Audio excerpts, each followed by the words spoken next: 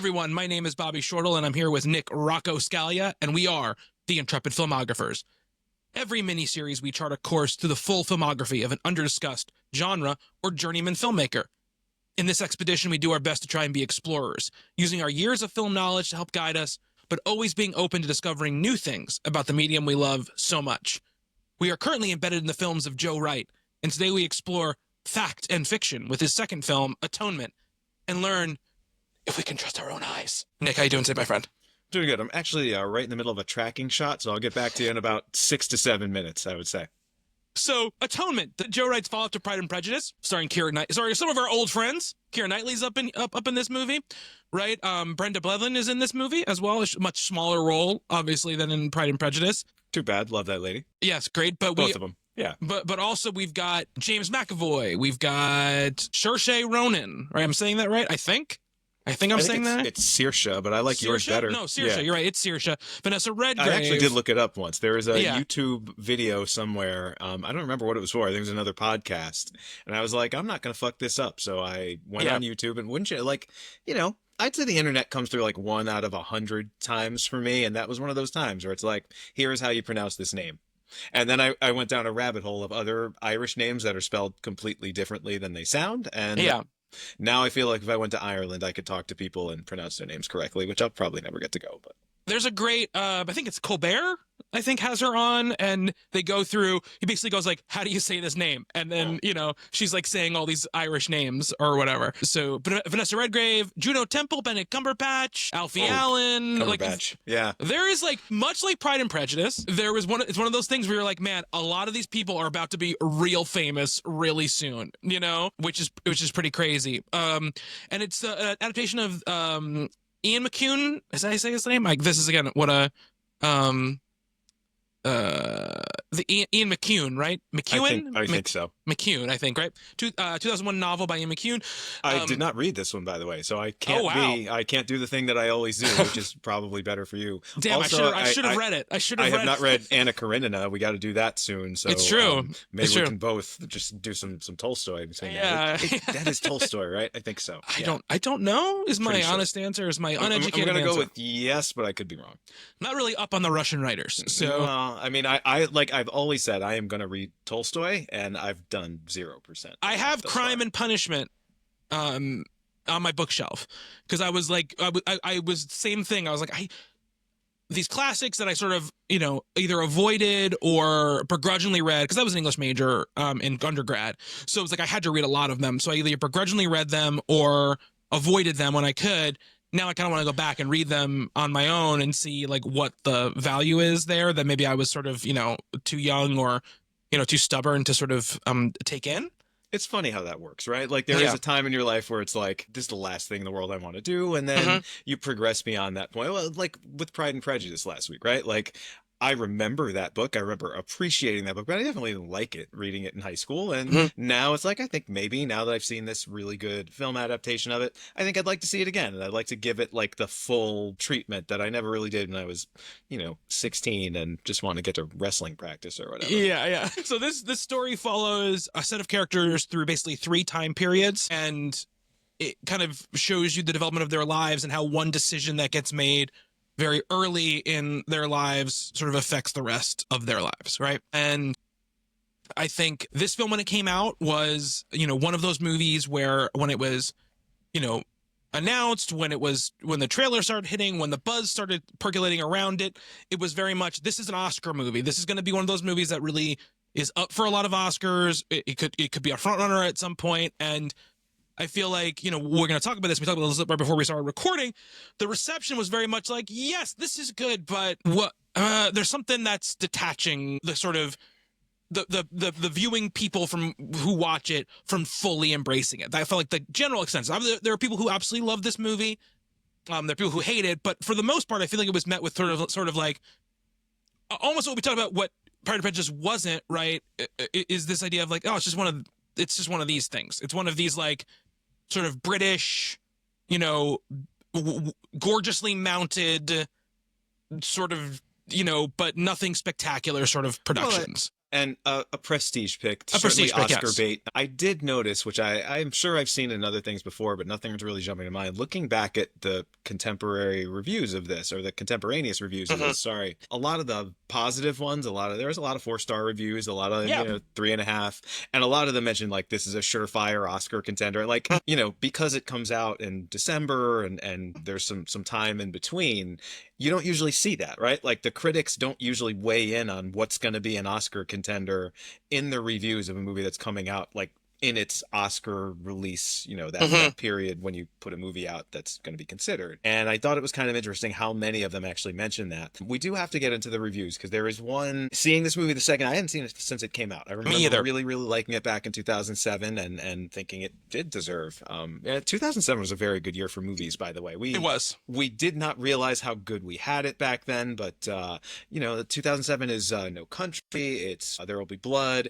Pan's Labyrinth, one of my favorite movies of all time. I think Del Toro's best movie by a wide margin. What a year for cinema. So it was up against some pretty stiff competition. I remember really, really liking it back then, and seeing it the second time, I still really liked it, but I had some reservations about it, and there was one review that kind of made me think something, kind of pushed my thoughts in a certain direction, and now I think I'm 100% on board for Atonement. We'll get into that a little bit later. This is also Michael Clayton year. I'm Not There, and The Bourne Ultimatum. We're talking about bigger movies here. Eastern Promises was that year. Was a big year. It was a very big year. Good movie. Not an Oscar contender, that Eastern Promises. It's kind of it's the anti-Atonement in a lot of ways. Yeah. Great movie. Did it get nominated for anything? Did Vigo not get nominated for that movie? He might have got nominated. I think he might have got nominated for that movie. But so this movie comes out. I saw it in the theater, like you said. And my memory of the time was I loved the opening section, like the section in the house with Saoirse Ronan and Knightley and McAvoy and sort of the party and the accusation, all of that section I remember really loving. And then I remember feeling very cold about basically the rest of the movie in a lot of ways. Like I remember at the time being very much like, okay, we get it, buddy, with the tracking shot. Like I very much remember that at the time.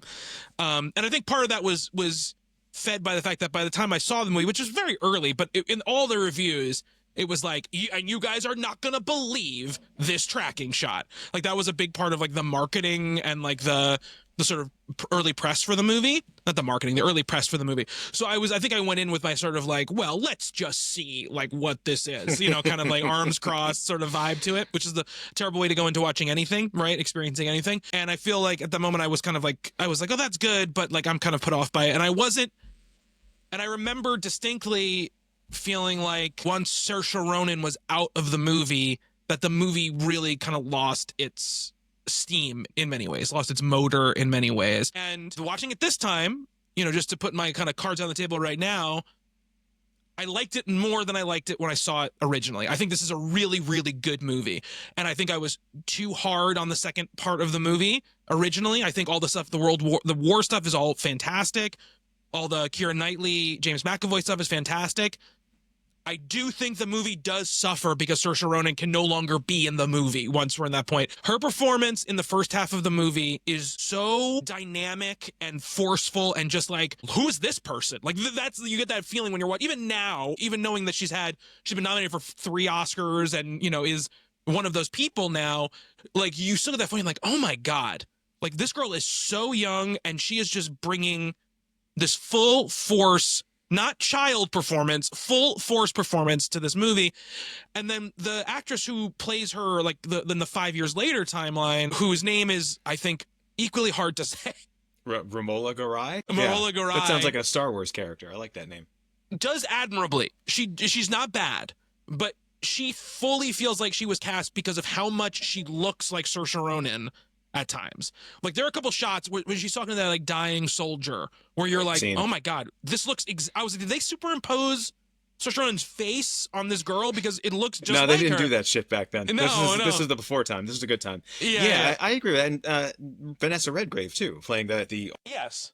a much older version of that character. It's really great casting. I agree with you very much that Saoirse Ronan is so good in this movie. The character is so interesting, particularly that version of the character, right? Like we've seen, I think we've seen, 18-year-old Briony, and we've seen elderly looking back on her life, reflecting on what she did as a child. We've seen characters like that before, but I think it's how incredible that character is, psychology of that character is, and like you said, this performance that is this really fully realized performance. Like a thing that pulls me out of movies, I don't know if we've really had a chance to talk about this on the show yet, child actor performances that are not up to snuff, that are not great. And look, I'm not going to be a dick about it, right? Like if you're 10 years old and you're not delivering like an Oscar caliber performance in some, mainstream big budget comedy or something like that, I mean, you can do things from there. It's not the end of your career, and lots of really interesting actors have started. Ryan Gosling was on the Mickey Mouse Club, right? Yeah. Sort of, and so it's not to say I haven't seen Wicked yet, but like Ariana Grande is a good example of that. Which is it Grandy? I heard it's Grandy. No. I think I'm pretty sure it's Grande. I'm pretty sure. I've never. Now we gotta look up the YouTube Grandy. video on that. No, I feel like I read that somewhere. Anyway. Okay. That's an example of someone who has kind of come into her own, like really in terms of acting, that was a child star. You know, what they were doing on those Nickelodeon shows and things like that was not the full breadth of what they could do. Yeah. This movie doesn't have that problem at all because, like you said, it's got this incredible performance. And there's great actors throughout this movie. Everyone in it, McAvoy is fantastic. And it's just another handsomely mounted production. It very much is. We saw last week. Yes. But like, it's so centralized on this one character and on this one performance, and particularly that 13-year-old version of her. It can't help but suffer a little bit, as you said, when she's not in it, which it's a unique, very sort of novelistic structure also, where you've got, about the first, say, 45% of the movie is what you were saying, the English country house, the intrigue that happens there. And then we get into the wartime period, and then we have like sort of a lengthy epilogue where she's older, and because she can't really come back, we do miss her. Not because she's super likable, of course, but because she's just fascinating, and you can't really have that later in the movie. So I think that's I don't know if that's a criticism, but it's certainly a valid point about the movie that, it's just, that some movies have like an incredible opening sequence that they can never live up to. It's kind of like a longer form, like Saving Private Ryan is a great movie, but like when you think back to that, you're thinking about the D-Day sequence and you're not thinking about what comes after. And there's some great stuff that follows that. I think that movie has a really nice ending and some great character stuff in between. But the core of that movie is the D-Day sequence, which was like, we'd never seen anything like that before. And I think Atonement has that same problem where, and then to sort of compensate for it, it's like, well, here's this incredible tracking shot, which we'll talk about. Maybe not as show-offy as I initially thought it was. I read a little bit about why it was what it was, but like the coolest thing you can do with the camera still sort of pales in comparison to just what the characterization and the performance are from her in the beginning of this movie. Yeah, absolutely. And I think,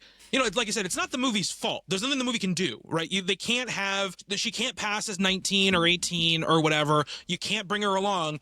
And obviously the story... No, and there's no point to flashback, right? Like you can't... We get one of them. We get that one flashback of her... But we've seen kind of what we need to see of that period, and now we need to kind of move forward. Yeah. That scene where you see the one other flashback where she jumps in the river and had to have, McAvoy save her... they tie it in because she's writing the story, right, in that moment. But I really do feel like it was them being like, we got to get another scene of Saoirse in here. Again, not the movie's fault. The story is what it is. The novel is what it is. And, Wright kind of came in and said, like, I guess the original script was sort of moving away from the structure of the novel. And Wright came in and was like, no. We've got to structure this like the novel. Like, that's what makes the story special. And he's right. Like, he's not wrong in that fact. I think that's a great choice. The original idea was to do a lot of the reflective stuff as voiceover. Yeah, which is crazy. To do it visually, like, there's some wonderful just shots at the end of Vanessa Redgrave kind of just not saying anything. Yeah. And they I don't know, it must be a makeup thing. The mole on her face is the same mole. Yeah. Like, she looks exactly, I mean, I don't know if I've ever seen in a movie a much, much older version of the character look that much like the younger act. Like, that could be her grandmother or something. Yeah. And I think that's really nicely done, too. And that's the other thing that they kind of do dirty with the middle actress, which is like you've got Saoirse Ronan, and then you got Vanessa Redgrave kind of bookending this actress who, when you look her up, she really hasn't done much like anything big really other than this, really, you know. And it's, again, it's not her fault. She's also kind of straddled with something that Redgrave isn't, which is they want her to kind of take up Ronan's mannerisms a lot of the time in those scenes, and it's like it comes off sometimes a little bit too much at times. There are great scenes. Remember, that scene where that soldier is dying is fantastic, and she's fantastic in it. There are those moments that break through, but the movie just loses a lot of juice when she's not there. When it's the scenes between McAvoy at war, and when it's him and Knightley, those scenes still feel like they have the same energy as the first 45 minutes. Just when we're with Briony, again, I felt like this way back then, and I feel that less so now, but still have that feeling of, man, the movie just needs her to be in it for this period, because and again, the book also does it where the second era is very close to the first era. If it was like, 20 years later, it was like a middle-aged group of people, a different sort of vibe, right? Then I think you would be less missing Ronan at that point, because you're like, okay, this person's so much older. But they're like, it's been 4 years. And you're like, man, you're a totally different person. And these two people are exactly the same people, So it's like, it's one of those things where the language of movies sometimes just makes it difficult, right? In a book, it doesn't matter. Here, obviously, there is like a visual representation of a person. So again, it's not the movie's fault. I don't want to keep harping on it. That's why I'm talking about it now at the beginning, because I don't want to keep bringing it up, because I feel like it'll be a boring thing to keep bringing up when we're really digging into the movie. And you want to bore people right away. Exactly. You Let's get the boring stuff out of it. Yeah, exactly. Right, exactly. Yep. But it is like my biggest, I think, feeling on the movie, and why I think, other than one other kind of thesis I have on the movie, which we'll get to later, keeps me a little bit separated from just being like, man, this is, 100% fantastic. I mean, there's just a little bit of separation that I think is created by the movie, which, for that reason and one other reason, which we'll get into, that's my tease for later. That's the excitement that we'll talk about later. Well, I got one of those too. It might be the same one, which could also be. There's your Shyamalan twist for the exciting, juicy, crowd-pleasing Atonement talk in 2025. Film at 11. Yeah. We should start just going through and talking about, I guess, what the movie is. This first 45 minutes, like you said, we start, and I'm not sure exactly the year. Do they ever put the year exactly on it? I mean, we could probably guess it, because it's like 5 years before Dunkirk, right? Or 4 years before 35? I want to say 1935. Okay. I think there is a title, yes. Yeah. I will say, so this movie, the score is incredible. Dario Marianelli. It incorporates this typewriter percussion that I really, really like a lot. I will say one of the things that this film did this time that I was a little, I felt it kind of on the nose, is the titles, when the typewriter font sort of coming up in tune with the music. I really like the music. I really like that motif. I really like that choice. There's some incredible stuff later on. Like there's this great scene in that sequence you were just talking about with 18-year-old Briony, where she's a part of the nurse corps in the hospital. Yeah. And there's this group of nurses kind of going down the hallway in tune with this like typewriter clackety music that kind of runs through the entire film. I love that. The typewriter font sort of very obviously, bringing up the title and the year and the place and all that stuff. I thought that was a little bit much, but that's a nitpick. So maybe kind of what you're talking about, maybe we should talk about my other take on this movie, which is the thing I think that feels like it's separating me from it, is that we're going to get to that already? Yeah. I thought we're saving that for the paying customers. I can't save it up right now, because you just kind of brought up what you're saying is a natural segue into what I want to say about it. So I'm not going to force it. I'm just going to talk about it, which is this entire movie is encapsulating what you just said about that moment with the score and the typing out the thing. It just is a little too much all of the time. There's this expression, right? And an expression, but this type of person that people call a theater kid, right? Which is like, a theater kid is somebody who is like, I'm just so into acting and the performance, and I just love this, and I'm not going to hide how much I love this, right? Like, and there are plenty of actors, I would say, like someone like Joseph Gordon-Levitt is someone who got tagged with this very much in his career, which is like just a guy who is like, I love this. I love that I'm acting. I love doing voices. Like, I'm going to do a Edward Snowden impression. Did anybody ask for it? No, but I'm going to show up to set and I'm going to do an Edward Snowden impression. I worked for 6 months on doing this, and I'm going to fully commit to it. That is very, you mostly hear that talked about with actors, right? Joe Wright feels a little bit like the theater kid version of a director, which is he obviously try hard the right phrase for this? Very try hard. Okay. Yes, he loves directing. He loves movies. He loves the stuff you can do in movies, right? The artifice of movies. He obviously loves. He loves tracking shots. He loves, perspective shots. He loves close-ups. He loves playing with match cuts. He loves sound design. He loves all of this stuff, and all of this stuff in this movie is very, very good. I want to say that first. It's very, very good. But at all times, it is calling your attention to the fact that it's very good. It's very good. And this is a movie, and isn't it very good? And there are times where you get really lost in it, but there are so many times where you're just like, you find yourself being like, oh, that's really cool. And they're like, I should not be saying that if I'm involved in the narrative and the propulsion of this movie, right? And that's kind of, I think, how I felt about it even 15, 17 years ago, whatever, but I didn't really know how to articulate it in that way then.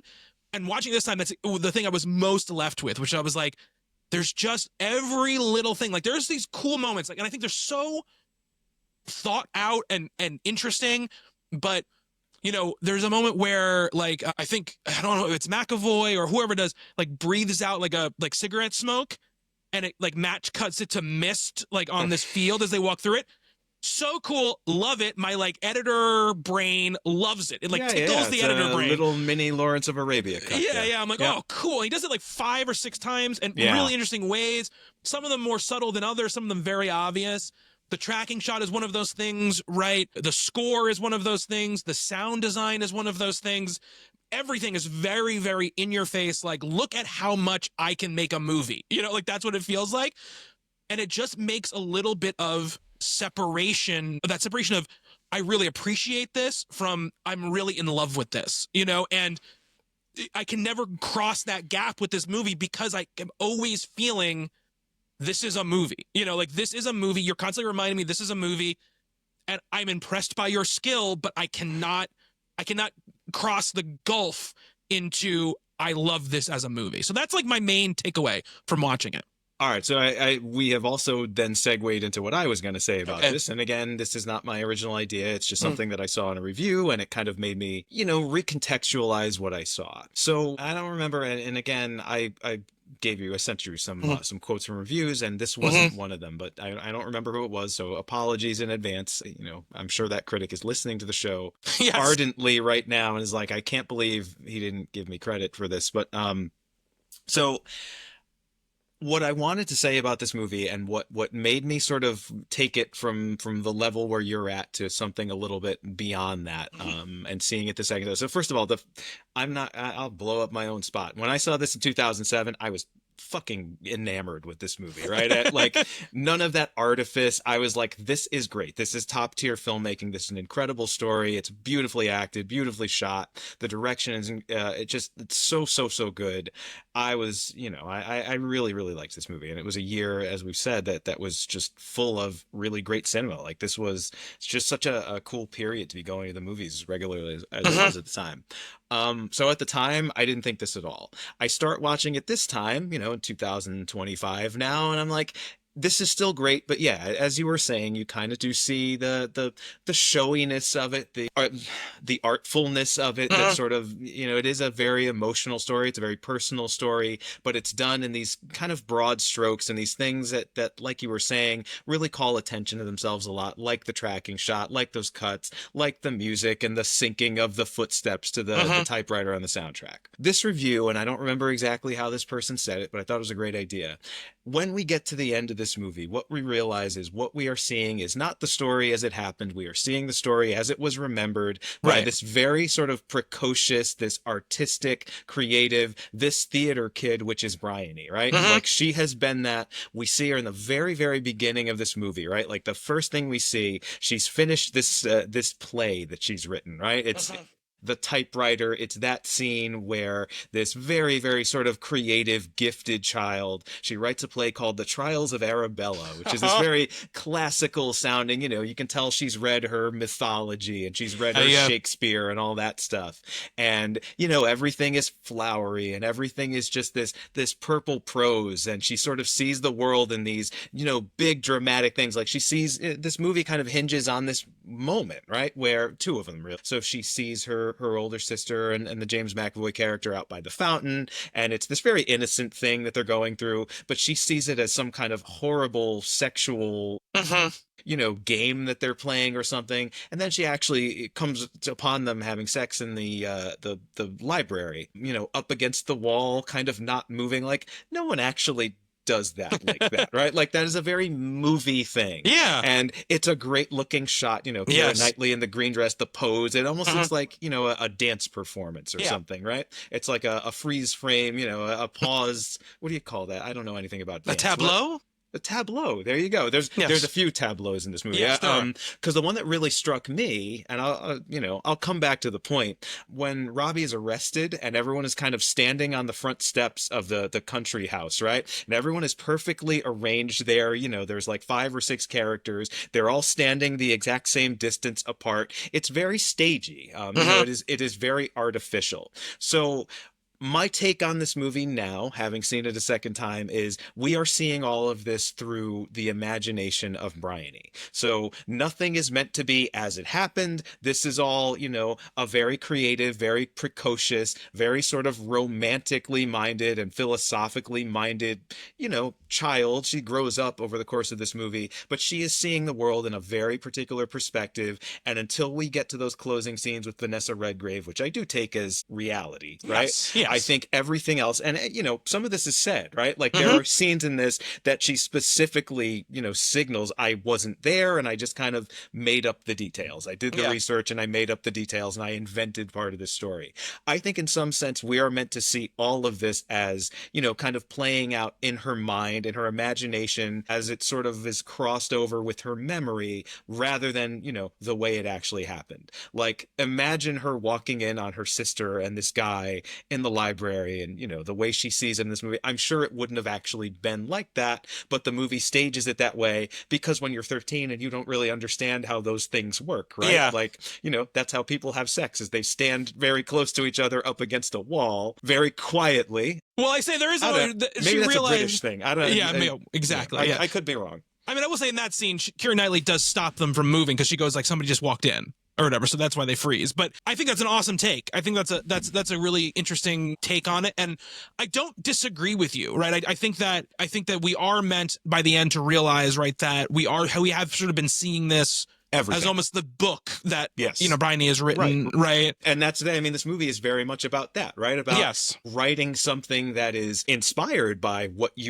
but also you can take some liberties with it, and I do think that's a really important point here. So I guess the question then is, does that that doesn't mean you have to still love this movie, right? Like, doing that doesn't necessarily mean, well, it's brilliant.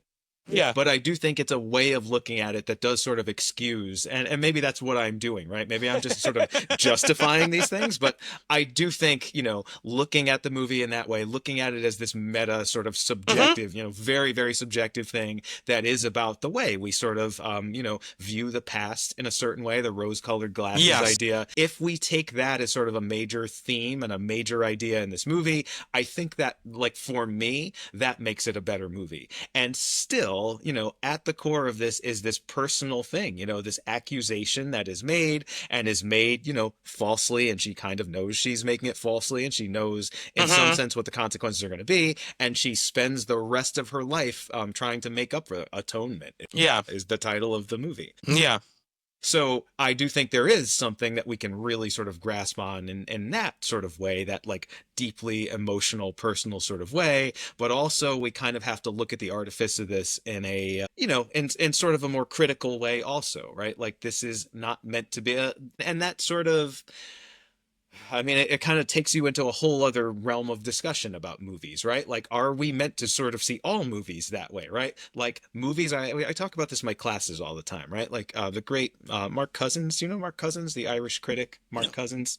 He has a 10-part documentary called The Story of Film and Odyssey, which you should sign off right now and just go watch the whole thing. I will wait for you Okay. 10 hours. Okay.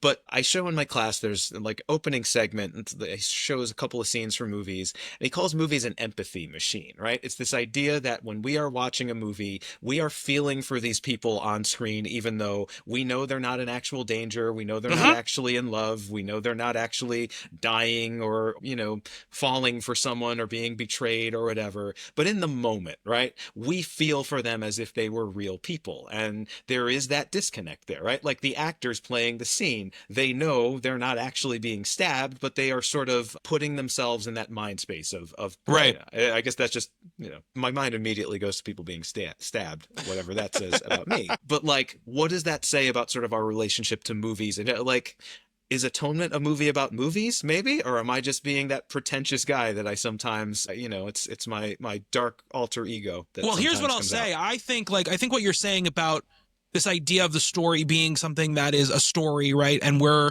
experiencing the interpretation of these events through Briony's eyes, right? And not the actual events. And that, you know, I feel like that, you know, creates interesting questions about, you know, the actions of the characters, or, you know, how events kind of play off each other, or how they stack up and their chronology and how they work. Obviously, one of those scenes is a huge aspect of this, the turning of the story, right? But the thing I think it doesn't solve for me, right, is that if you fully embrace that idea, right, then you're going meta onto meta, which is I'm supposed to feel for these characters I know that aren't in danger or really going through something from the movie artifice side of it. But then you're also asking me to then care about these characters who, in the world of the movie, aren't in danger, aren't whatever, because they're all coming, it's all written from a story, whether it gets based on something true, but it's a story, right? So that is, I think, doesn't really fix my problem. It might even enhance it a little bit, because then it's like, well, then what is my grasp on the James McAvoy character then? Like, you know, do I have to look past James McAvoy to his character Robbie, but then through, you know, Briony's interpretation of who Robbie is into Robbie as a person, right? So I think like, Right, and like if you want to see the devastation of Dunkirk, there is a movie that came out not too long after this called Dunkirk, which is not that, right? Like it is meant to be. We are meant to take that much more literally than I think we are meant to take what's an Atonement. Basically they're about the same thing, not entirely. I mean, but there are a lot of similar themes, and you know, I was struck after having seen Dunkirk, now watching this, being like, oh, there's that boat that was in Dunkirk, you know, stuff like that. But so I'm like, oh, Joe Wright also got these details very right. You know, that's one of the things that I thought was interesting. But, and we'll talk about that when we get to that scene, because I think, or in just general, details are something I think he's very strong about, right? I think he's a very detail-oriented director. But, you know, I think like, if you want to play with those themes that you're talking about, these sort of like meta themes of this being a story, you know, I don't think it gets all the way to solve my problem of the fact that it feels like a movie all the time. You know, like that reminding me it's a story, that is one thing, right? But constantly me feeling like, okay, I'm watching a very skilled director do skillful director things, right? That's my main problem, not necessarily like the detachment from the characters or the story, because I do feel like the characters are great. Like we talked about, the performances are across the board really fantastic. And I do lock in when there are certain moments. I really do lock into stuff that's going on. And that's why I think, and especially that first 45 minutes, right? Even though it has the sound design and it's got the music, which you said with the music really quickly, we kind of dived off it almost immediately. As soon as the first like notes of the score happened in the very beginning, I was like, oh my God, I forgot how much I loved this score. I was obsessed with it in like 2007 or whatever when it came out. I like loved it. And when it won the Oscar, I was like, oh my God, perfect. Like, I don't love this movie, but like, this is really great win. You know, that first 45 minutes, what I really looked at when I was watching, is last time we talked about Pride and Prejudice, I was like, man, there are way more tracking shots and tricks and stuff like this. And then I remembered, but in that first 45 minutes, he really, I think, intentionally doesn't do any of that, right? There aren't long tracking shots that go through from one place to another. It is a lot of just beautifully composed, images, beautifully lit with interesting perspectives or interesting framings and stuff like that. Like he's doing throughout, yes. Interesting framings all over this movie. Yes, doing really interesting framings and some of those match cut stuff, but he saves that tracking shot for that one moment. That's really the only time it exists. And I was really impressed by that in that first 45 minutes because I was like ready to be like, okay, are there like 4 other tracking shots I didn't realize were in this movie that I wasn't thinking about? And there really aren't. You know, he really is trying to be a little bit more naturalistic, a little bit more, you know, like with the characters, you know, a lot more stuff like, you know, in Pride and Prejudice, that shot where you see, you know, the older sister getting taken away on the carriage and it's like behind Keira Knightley's shoulder, you know, back, and like it goes out of focus. Starts in focus and goes out of focus and kind of pulls back to sort of like put her in focus. Like there's a lot that kind of stuff going on in that first 45 minutes. It's one of my favorite things we talked about in Pride and Prejudice, the Keira Knightley on the swing. Right. Twirling around, you know, revolving on the swing, and we kind of see the world pass by. Yeah, circulate around her. I love that shot very much. There's nothing quite like that except for the tracking shot. But yeah, it's and I guess that makes it maybe stand out more also, because we don't really have anything, you know, even the war stuff up to that point. It's they're like in a basement, you know, it's kind of dimly lit, and you know, then they're trekking across a field or something, and it's not anything that we haven't really seen before. It's well done for what it is, but it's not showy, it's not sort of over the top in any way. There's no aside from that beach sequence where there's, you know, thousands of extras there. It's mostly just 3 guys kind of, which I love war movies where they really bring it down to like a very small group of characters kind of surviving on their own. I think that's always more interesting than those like big scale battle scenes kind of thing. So yeah, it kind of sticks out a little bit like a sore thumb. Once they arrive, like, you know, like even if all you know about this movie is there is a long tracking shot in it, when they first step onto that beach, it's like, oh, here it goes. It's like 2 seconds into it, it's like, all right, so just check your watch, we got a long way to go here. Yeah, and it's a great tracking shot, don't get me wrong. It's a fantastic tracking shot. But going back to that first 45 minutes, I think we start out with Saoirse Ronan right off the bat, and she's writing this play, and I think there's an incredible economy of storytelling and character work done very, very fast, because you sort of understand who this girl is within the first like 10 minutes of the movie. The first 10 minutes you really spend with her, you really learn kind of everything about her, right? She's incredibly smart, right? But she craves attention. She craves attention. Right? She has a little bit of an ego, yes, right? And she really needs everyone to appreciate how brilliant she is. Yeah, she's used to getting what she wants. You know, you can definitely, again, this movie, much like Pride and Prejudice, and this is a very British thing, right, is very invested in this class idea, right, of like, she's kind of obsessed with this handsome but like lower class guy who, you know, I think in her mind, she thinks like, well, obviously, even though I'm younger than him, he'll be with me because look at my station in life. I'm so much better than him. Yeah, exactly. It's the upstairs, downstairs thing. Exactly, yeah. And you get all of that very quickly. And there are a couple shots where Ronan doesn't say a word, and she just she's just looking, and you're like, there is so much complexity happening in the looks that you're giving right now. It's crazy. I was obsessed with this performance in 2007 when it happened, and I'm still obsessed with it now. It's one of those, like, just, once again, like, shotgun, like, performances where you're like, this person's going to be around forever. Because, like, to be able to hold the screen like this when you're 13 years old is not many people can do it, right? And she really commands this first 45 minutes of the movie. And that's with other great performances happening at this time. I think McAvoy is fantastic in this movie. He's great, yeah. So young, so handsome. And was nominated for some awards also. Yeah, so handsome. It was but like, just, you really buy it, right? You really buy. Sorry, him and Knightley are really good together. And although that scene, the love scene is very staged, the build up to it is very hot. Like, they're very, absolutely, they're so good together, and you really feel it right between them. And I think Knightley, well, I don't think this is as good a performance as her Pride and Prejudice performance, because I do feel like what you see in this movie is something that she got kind of saddled with for a lot of her career, especially in this era, which is she has to play like the sad, pretty girl, right? That's right. Like, she gets saddled with that for most of the second half of the movie.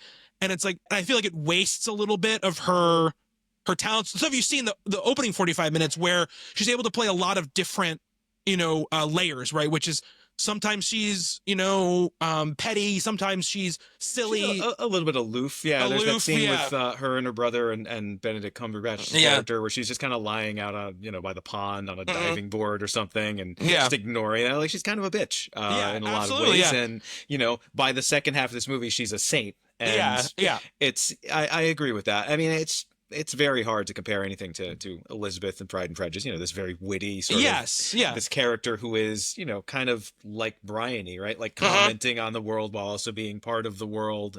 Yeah, she doesn't really get a chance to do that here, but she looks great. She's, emotionally engaging throughout. It's not her movie. No, it's not her movie. Absolutely not. It's not her movie. This one's not. Yeah, no, this is not her movie. 100% not. I totally forgot Cumberbatch was in this movie. And I would have not seen him in anything.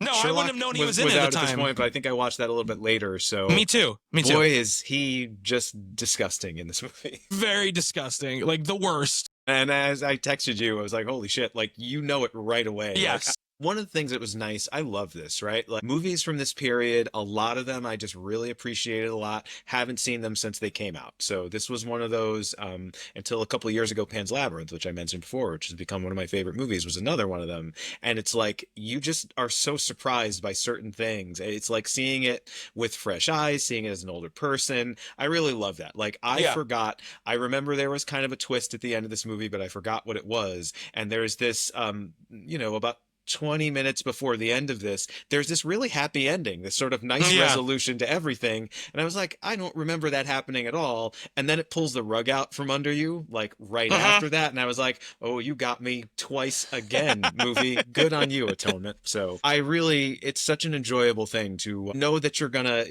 you really loved a movie from, like, I think that's, between 17 and 23 years or 25 years ago, you saw it the first time, and it's been that long, and you come back to it and you remember the broad strokes, right? Like, I kind of remembered what this character was like. I remembered the structure of the story, but I didn't remember. I remember it was pretty heartbreaking, but I didn't remember exactly why. And, so you get to sort of have your heart broken by it all over again. And I think that's really cool. Yeah, absolutely. And I think the beginning of the movie does a really interesting job of setting up a little bit of what that twist, let's say. It's like, I feel like it's a little bit mean to call it a twist. That seems like sure. It's what else are you going to call it, really? Right, turn, whatever you want to call it. This twist makes it feel like it's like, and you didn't know he was dead the whole time. like that. He was never even there. Like, that's what it feels like it would be, right? But like, I forgot how quickly they get into the switching up the perspectives, where it's like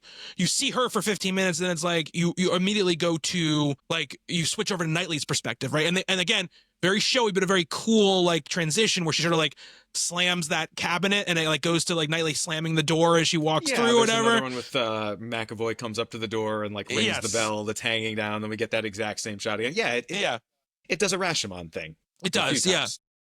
And it which really I also completely forgot about. And it really sets up, like, this, I think, what is, really the central theme of the movie, other than, right, this, can you ever really atone for something this terrible, right, that you knowingly did, right, is this idea of, perspective and what we see as true and what we don't, and the factors and elements that make us perceive things the way we perceive them, right? And that scene by the fountain is obviously the first one we sort of get this, flipped sort of perspective on, right? And we get the same thing, from, both perspectives. And I feel like you really get that idea of, like, oh, this scene, like, when they actually are by the fountain together, when you're actually in their part of it, is very charming and, like, very cute and very flirty. And, like, it has all of that sort of, unspoken feeling stuff all there,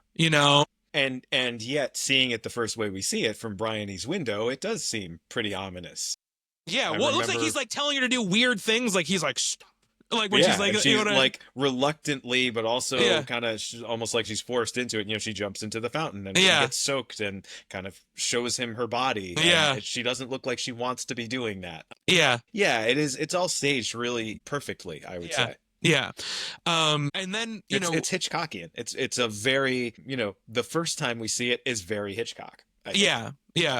And then it's the view through the window. When the brother shows up, when Benedict Cumberbatch shows up, we get, I think, a really, really hammered home this idea of class, which is this whole thing where we get this whole idea of like they both went to Cambridge. We find out that her and the McAvoy character both went to Cambridge together, and she didn't speak to him the whole time they were there, right? So it's like, okay, is this idea of like, well, because he's kind of lower class, or then we come to kind of realize like, oh, maybe it's because she already had these feelings sort of brewing a little bit, but she didn't want to admit it. But then we get the way it's not just that he is of lower class than her, but his mother is literally like their servant.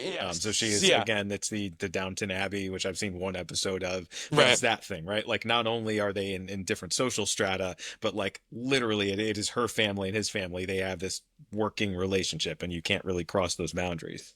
Yeah. And, the Alfie Allen character, he would go on to play Theon Greyjoy and, in Game of Thrones, which is crazy. It's something I was like, oh my God. Which at the time I'd be like, oh, that's Lily Allen's brother. Cool. He's, And now it's like, oh, Lily Allen is David Harbour's wife. Yeah, well, not anymore. No, that's right. But their other kind of like servant, or her other son, right? The other kind of like person who helps out, they treat him way worse, right, than Robbie, because they don't know him as well, and like he's not as handsome. Yeah, not as handsome. She's very dismissive. She's like, it's the room with the big blue walls or whatever. Like, oh God, can you believe this poor idiot doesn't know where the right room is? Doesn't know what like this named room is in our house or whatever. So you got that vibe to it, right? And then the way they sort of like talk about them when they're not there and all that kind of stuff. I think you really start to get the hammer that home, and you really see it too. What I love too is when you see sort of his little cottage that he lives in with his mom, and when the mom kind of finds out that he got invited up there, you can see that she's not really like psyched about it, right? That she knows like, look, if these people decide that they're tired of you, or that they kind of don't want you around anymore, they're gonna toss you off, or worse. Right. And you're going to get crushed. Right. She doesn't think like something this horrible is going to happen. Right. But she does have this sense of like, honey, you don't understand. Like I know you feel like you grew up with these people, but like the first moment that you're not convenient for them, they're going to throw you away. Right. Which is not really something that we see in Pride and Prejudice. Right. Like there is a class consciousness in that movie, too. But I think that one's a lot more sympathetic to the upper class. This one, they are all, flawed at best and, devious and manipulative and horrible, like Paul Marshall, Benedict Cumberbatch's character.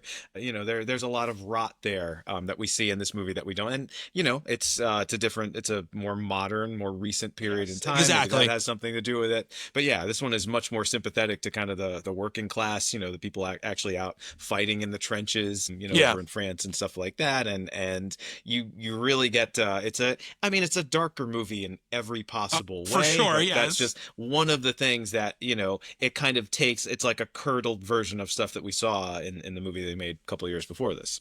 Yeah. And, also, and then when Robbie is trying to write this note, right, to apologize.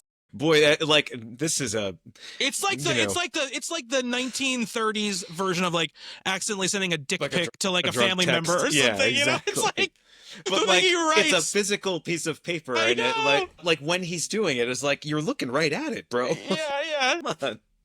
In that moment, though, it's so believable, though, and relatable in that way of like the moment he hands it off to Briony, right, is the moment where he screams her name. He puts together like, wait a second, did I take the wrong note? But I do love, right? So she reads it, and this kind of, again, it's another like piece of evidence in her head towards this picture she's putting together, which is mainly birthed by jealousy, right? She wants Robbie. She's way too young for Robbie. He obviously is enamored with her sister, and she is sort of putting together this picture now of him like, well, if I can't be with him, then I'm going to make him into a monster, basically. I'm going to destroy him. I'm going to destroy him. And he kind of gives her a lot of ammunition to do that. Yes. And at 13, she's not thinking of it like his life is going to be ruined, or not even understanding what that even means, right? No, also, and she does. There's part of her that also thinks she's doing a good thing for her sister.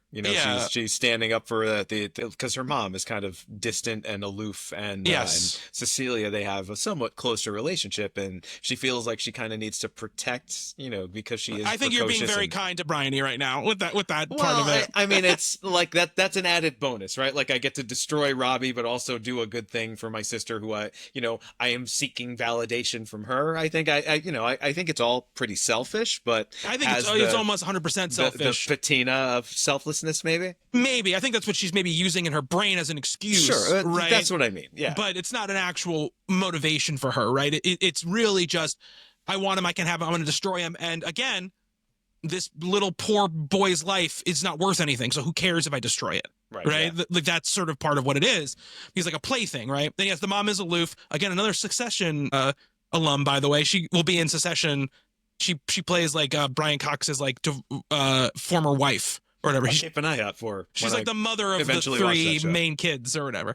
Oh, so that's a pretty big role then. Yeah, but she doesn't show up too often. Like she's like out of the picture basically. But this so she reads the note and she gives it to her sister, and her sister immediately knows, right, that she read it because it's not an envelope anymore. She opened this envelope, right? She reads it, and what I love about this little section, and this is where I think Knightley is really, really great because she's allowed to sort of play a little more lightly here. When she answers the door, and McAvoy's immediately like, "It was a mistake. I'm so sorry," but they're very cute together in that moment, right? She's not like, "How dare you? The impropriety of sending me this note." You know what I mean? It's like very nice and flirty and like I think interesting between them in that moment. But we also get that scene where she's talking to her, where Briony's talking to her cousin, right? The Juno Temple character, who at this point has already been assaulted by the Benedict Cumberbatch character, right? We just don't know it. She blames it on, she's, "Oh, I got rope burns. I got Indian burns from my little brothers or whatever," you know? But that's not true, obviously, because we know Cumberbatch has like a... Don't they call them Chinese burns? Chinese burns. Is there a non-racist way to express what that particular era. Childhood thing is? Not in this era, for sure. I was like, I've never heard them called that before. That's also terrible. Yeah, it makes sense they wouldn't call it that there because there are no Native Americans there. But, I know, I'm just saying. But yes, equally as racist. Yeah. Those are the worst. I mean, I was thinking about the other day because I was talking about my son. I was like, have you ever has any of your friends ever done this thing where they like, rub their hands on your arm enough to it hurts? They're like, no. He's like, no, what is it called? I was like, it's definitely not called what they used to call it. Yeah, what is the PC way to... That's what I'm saying. There is no PC way to describe that. And like, it has nothing to do with any culture. No! It's a stupid thing that boys do to each other. Yeah. But anyway, so... Again, Juno Temple, another person who obviously very famous now. She's been in a lot of movies. Was in Ted Lasso. Gonna turn into a star in her own right. I was floored that she was in this movie. No part of my brain knew that she was in this movie at all. Well, she's the one who has to play like 2 pretty disparate ages, right? And actually is pretty convincing in both, right? Like, how old is that character supposed to be in the opening sequences? No, probably around the same age as Briony, right? 13, 14. That's what I thought, but she is definitely older later when we see her getting married. Yeah, but I mean, she doesn't have to really speak or anything, in that part. She just kind of, she just sort of gets seen in that moment, But yeah, no, I agree. I mean, I think she's probably a little bit older than Saoirse Ronan anyway. So or something. I think she's playing down in age a little bit at first. Young enough where what he does is despicable. Terrible. But, yes. Old enough where she's, sort of gets it, I guess. Yeah, terrible and despicable, obviously. Oh man, Cumberbatch. But in this scene, you really see so likable elsewhere. I know. So hateable here. You really see that with Briony, and this is the scene where I think really cements Briony as I think sort of the villain of this story, right? Which is that she is sort of intentionally trying to rile up the Juno Temple character against Robbie, so she sort of has like this case that she's building, right? And she needs sort of people to be helpful to her cause, right? And, this idea of like, oh, should we call the police on him? And all of this kind of stuff, right? Just give him the note and he'll get taken away for sure, and all of this stuff we're starting to build it up, right? And, I think, again, it's just really amazing that she can pull off this stuff where she is the villain, but you don't hate her, right? You can't hate her because there's part of you that's like, she doesn't really know what she's doing, but she's old enough to kind of know what she's doing, right? And she does grow out of it, right? She does, yeah. I mean, unfortunately, Saoirse Ronan never gets to play that version of the character, but like 13-year-old Briony is, she's a little bit of, there's some sociopathy there later on, and pretty much the rest of her life is spent literally in atonement, right? She is trying to make up for this horrible thing. and she realizes the repercussions of it, realizes, you know, how bad it actually was as she gets. I mean, that's a really interesting, like, I love however they're expressed, big ideas. And we talked about this when we talked about Eon Flux, right? I was just listening back to that episode. You know, a big idea expressed in an interesting way, I'm always on board for that.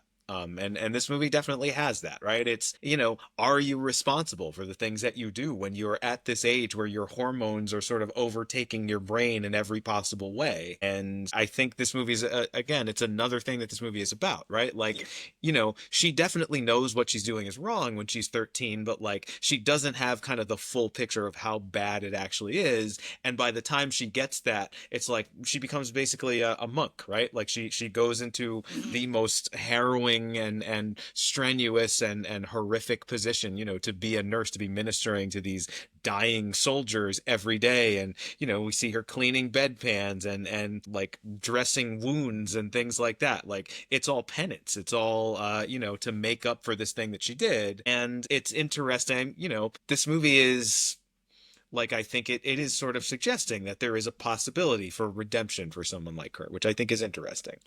Yeah, except I do also think the movie is very, I don't want to say it's brave because it's coming from I think the story, but the way it's portrayed in this is, I think you can, a valid take at the end of this movie, watching her talk about how giving them that happiness they never got in life was like a kindness. That's pretty self-serving too, right? That's what I'm saying. It's like, you can really read that as like, you're just really trying to make up for something you can't make up for.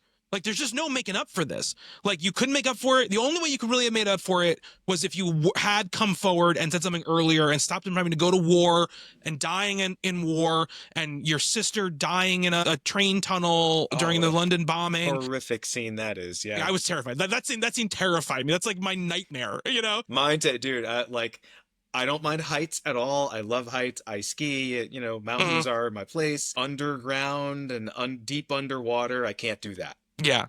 I'm afraid of heights and I'm afraid of water. So those are both, not afraid of water, but I'm afraid of like that, like, you know, like huge amounts of uncontrollable water, I should say, not water. I mean, but yeah. So like at the end, I'm like, listen, lady, like, this is a great performance. And like, I get what you're saying. And I feel bad for you that you have this horrible disease, but it's one of those things where you're like, you kind of deserve everything that came to you. You ruined this person's life without really a care.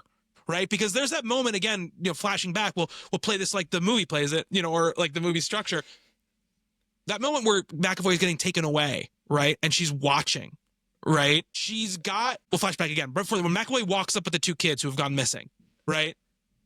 You see this moment in her, like a slight tick in her face where she's like, "Wait a second, like, was I wrong?" You know, like that moment, but you can really think, is she thinking, was I wrong, or shit? Is the fact that he brought back these kids going to make them think I was lying, right? Because how could he have done this and then also found the kids? You know, is gonna save it? But then when he eventually gets taken away, when she's watching and she's watching that all that red light on her face and everything, you know, and maybe it's just the fact that I don't know what the direction was. I don't know if Wright was like, just almost be as neutral expression as possible so people can sort of interpret how they want it. But I swear there's like a little bit of a satisfied look on her face when she's watching it. I saw it too. You know? But the fact that it's that subtle, again, it's one thing about the performance. It's such a great performance. You're like, man, like they could have gone way farther. She could have smiled very, you know, very, very plainly, you know, or something, right?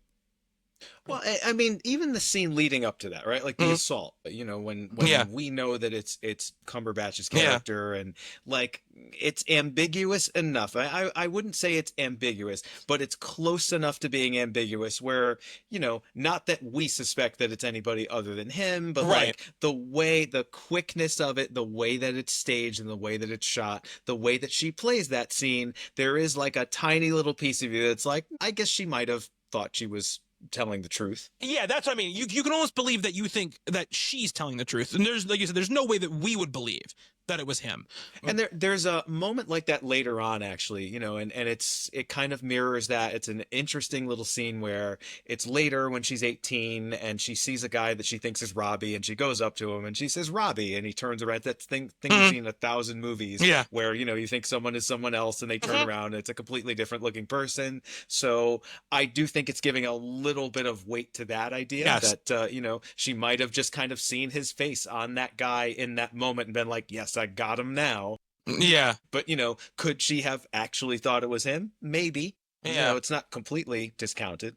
But I think the conversation to her and the Juno Temple character immediately after pokes holes in that, right? Because you can definitely tell she's trying to convince Juno Temple it was Robbie so that she can feel like I can do this accusation and have a backup. And just trying to make sure that she's not going to like contradict her story. Right, exactly. So there is some deviousness there also. Yeah, for sure. And, you know, like, you know, I love when the detective asks her, like, you knew it was him or you saw him? Yeah. And then she's like, I saw him with my own eyes. And that's one of the very showy moments because everything around her goes black, right? It's just her in total blackness, right? All around her, you know, but that's the other thing about Saoirse Ronan is she's like, you know, her hair is like very, very light blonde. Her skin is very pale. So like that contrast, you know, when you shoot her against darkness, like she jumps off the screen kind of thing. And they basically have her wearing like a white dress the whole time. Absolutely. It's like the only thing is like that. The only contrast is that black background and her eyes are crazy, man. Like she's got like those blue eyes that are just nuts. You know, they look like they're painted on. Yeah, exactly.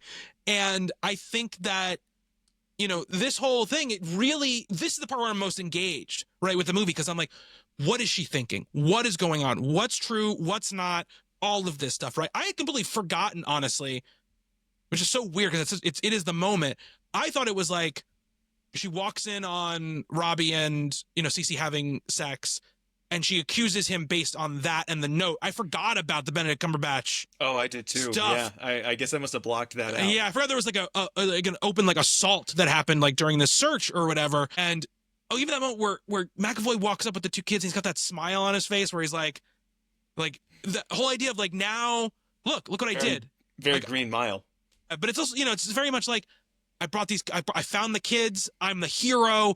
Right. They're, you know, and now I have this woman that I love. They're going to accept me because look, I found these kids, like, oh, this great moment. And that smile on his face. And then when he sees her face and how it, like, he realizes something's wrong, but but the look of complete non-understanding, like there's no way he could possibly understand, you know, what was about to come at him. Right. And just heartbreaking. This whole first 45 minutes, I think is really pretty much perfect. Like, I think all of this stuff is just so great. And then it goes to the war stuff.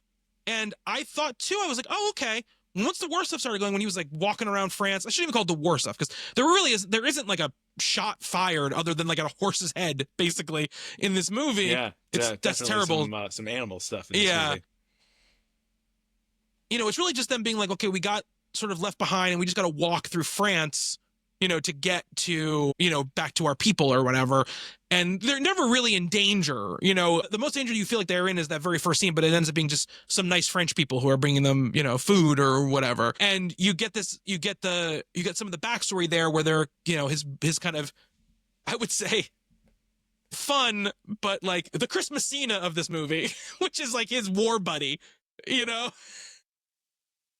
I feel like no one would call him that except for us. Yeah, exactly. Having been through what we've just recently been through. Exactly. But I was like, this is very much that. Like, absolutely. That buddy role in like Live by Night or whatever.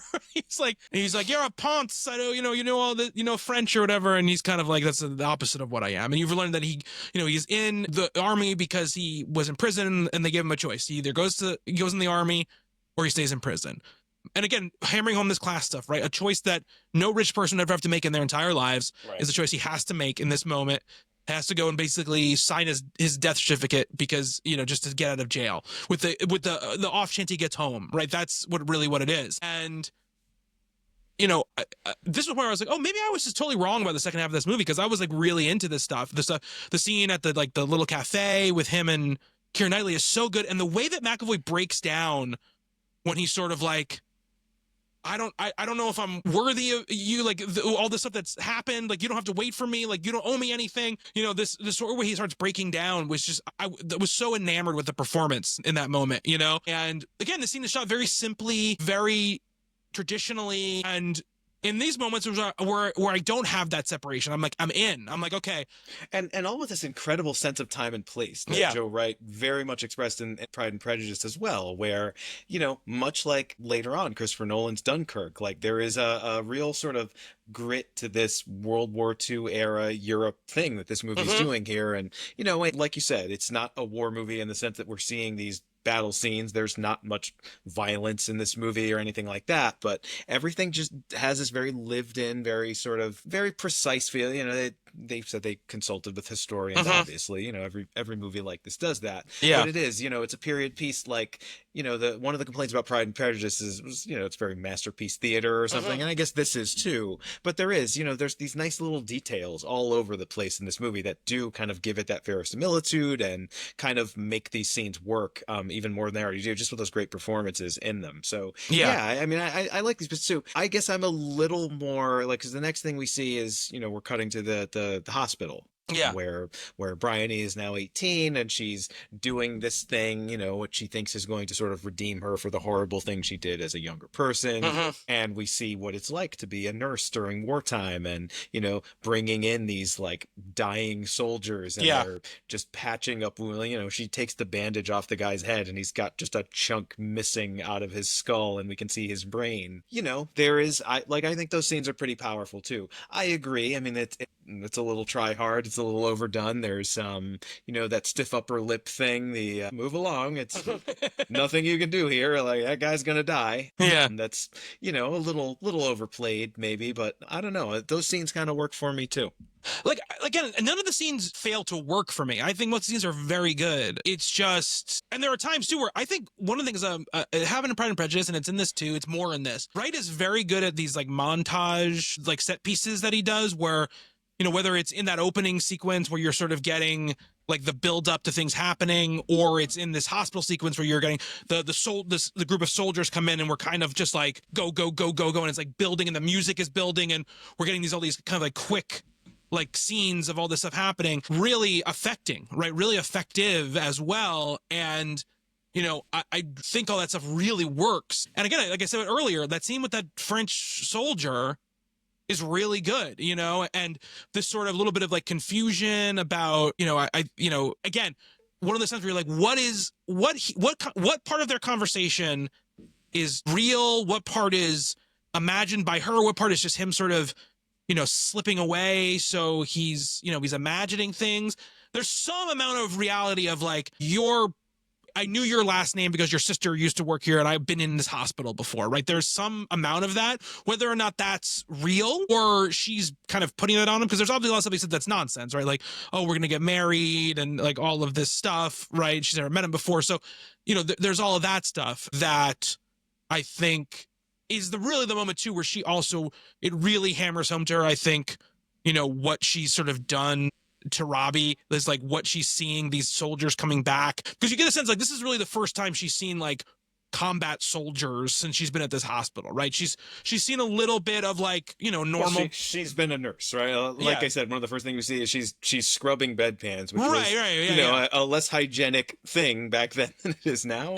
Again, not my field. I've always said. Well, then she scrubs her hands really hard with that. Right. Yeah. Brush. Like that's the one job I could just never do, and so I have the utmost respect for people who do it. But we see kind of that side of it. But then, the reality of the war kind of hits in that moment. Again, another great scene, right? Like, you know, they just all sort of pull up and they're just unloading all of these, and every one of them is, you know, nobody's in good shape at all. Nobody's there for like a fractured ankle or something. Everyone is there with like a grievous sort of war wound, and we see them, you know. It's very, very MASH, I guess. Yeah. And again, this is one of the things where like I think it's important in these instances to show the real horrors and depravity of war. But again, there are times where you're just like, okay, Joe, like we know you understand it and you want us to understand it. I don't need like Won't you just loosen my bandages? Yeah, I don't need like a 7th shot of somebody missing like 3 limbs. It's like I get it, really, I get it. Or there's that one shot of like the other nurse like crying, like she's like walked out and she's like crying in another room or whatever. Yeah, and like yes, I'm sure that stuff happened all of the time, and I would feel very bad for this real person. But like, again, you're laying it on a little thick. It's just like that devastating shot, right, when McAvoy is walking through the woods and he finds like all those young like girls killed, right? They're in like that field. I think that's a lot better in terms of, he kind of doesn't react to that in a very obvious way. He doesn't. He's speechless, right? Yes. That's kind of how you react in that situation. It is, it's the most horrific thing ever. And, to break down and have like this big prestige pick moment there is wrong. But it is wrong. And he underplays it, but he still gives so much emotion. Yeah. In a way, which I think is great.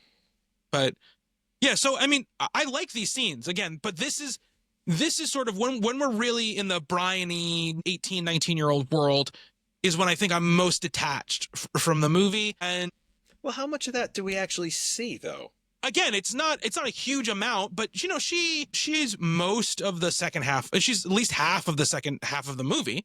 Her and McAvoy pretty much split it, the second half of the movie. Yeah, I mean it's pretty well split. So we see her in the hospital. We see that scene with the French soldier, which is a lengthy scene, but not too long. And then we see the scene in the church to the wedding, which is good. Kind of great because she doesn't get to say anything in that scene. She reacts to it. Then she goes to see her sister, and that's really it. Yeah, but I mean, that's most of again, that's a big chunk of the second half of the movie, and it's cutting back and forth a lot. So it's a lot of like, we got the momentum building up, and now I'm feeling a little momentum recede for me, basically, in these scenes. Well, we're also, and that is a thing that this movie does as well. Like, what we are cutting away from that, too, is McAvoy's character, and that is more interesting anyway, right? Absolutely, yes. That's a war story. That's it's this guy is trying to get out of Dunkirk, and, they made a whole movie about just that. So I think the other thing is we want to get back to that just because it's so interesting. We really like that character and we want him so badly to survive. Yeah. Where's Tom Hardy when we need him in this one? Yeah.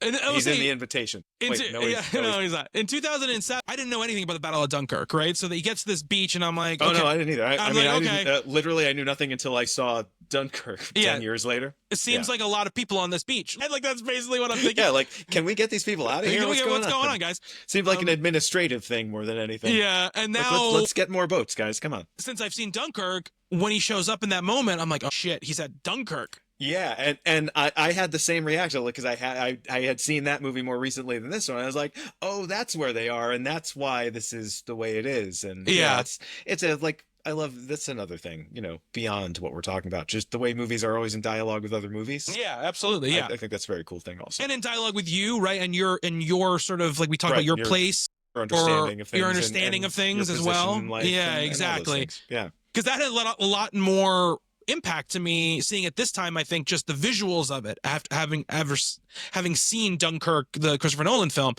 so that was a big part of it as well. I think for me in this moment, but again, then we get to the Wonder Shot, which we should talk about that now because that's really when this happens, right? We do get the sense right across. I would say this: we get this sense, and again, I'm sure this is obviously in the book, right? Like, even though he's a private, right, he's sort of become like the de facto leader of this group of 3 people because he's the smartest.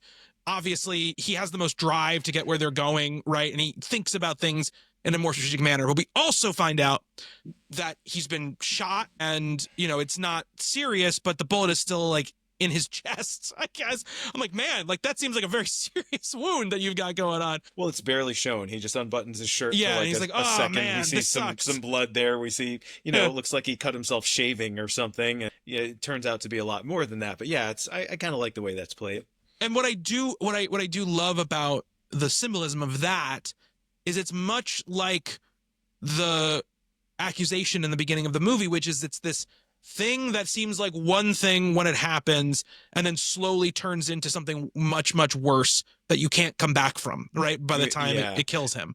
I mean, I don't know exactly what medically he's suffering from, but he starts to hallucinate pretty quickly. Well, he gets sepsis. He gets sepsis. That's what it ends up. Yeah, he gets a blood infection, basically, is what happens. Okay, doctor. She says it at the end. She goes, Robbie died of septicemia, on the beaches of Dunkirk That's or whatever right. at the end. That's why I know. I wouldn't know. I wouldn't have guessed it otherwise.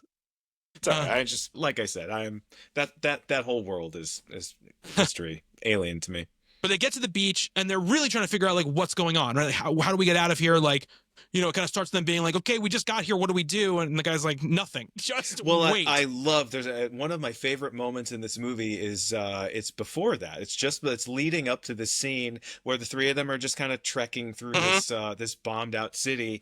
And he has this moment. He's like, I can smell the ocean, which is, the greatest, like one of my favorite things in life is to walk down those beach, you go over a dune and like, there's the ocean, right? Like every place that I like to be is a place like that. And he gets to the beach and that's what's there. It's like the ultimate letdown. It's like here's thousands of people stranded here in this like apocalyptic hellhole of a beach. It's like, you can smell the ocean, all right. Yeah, and it's funny because they come across, like you said, they come across that like dune or whatever, that hill.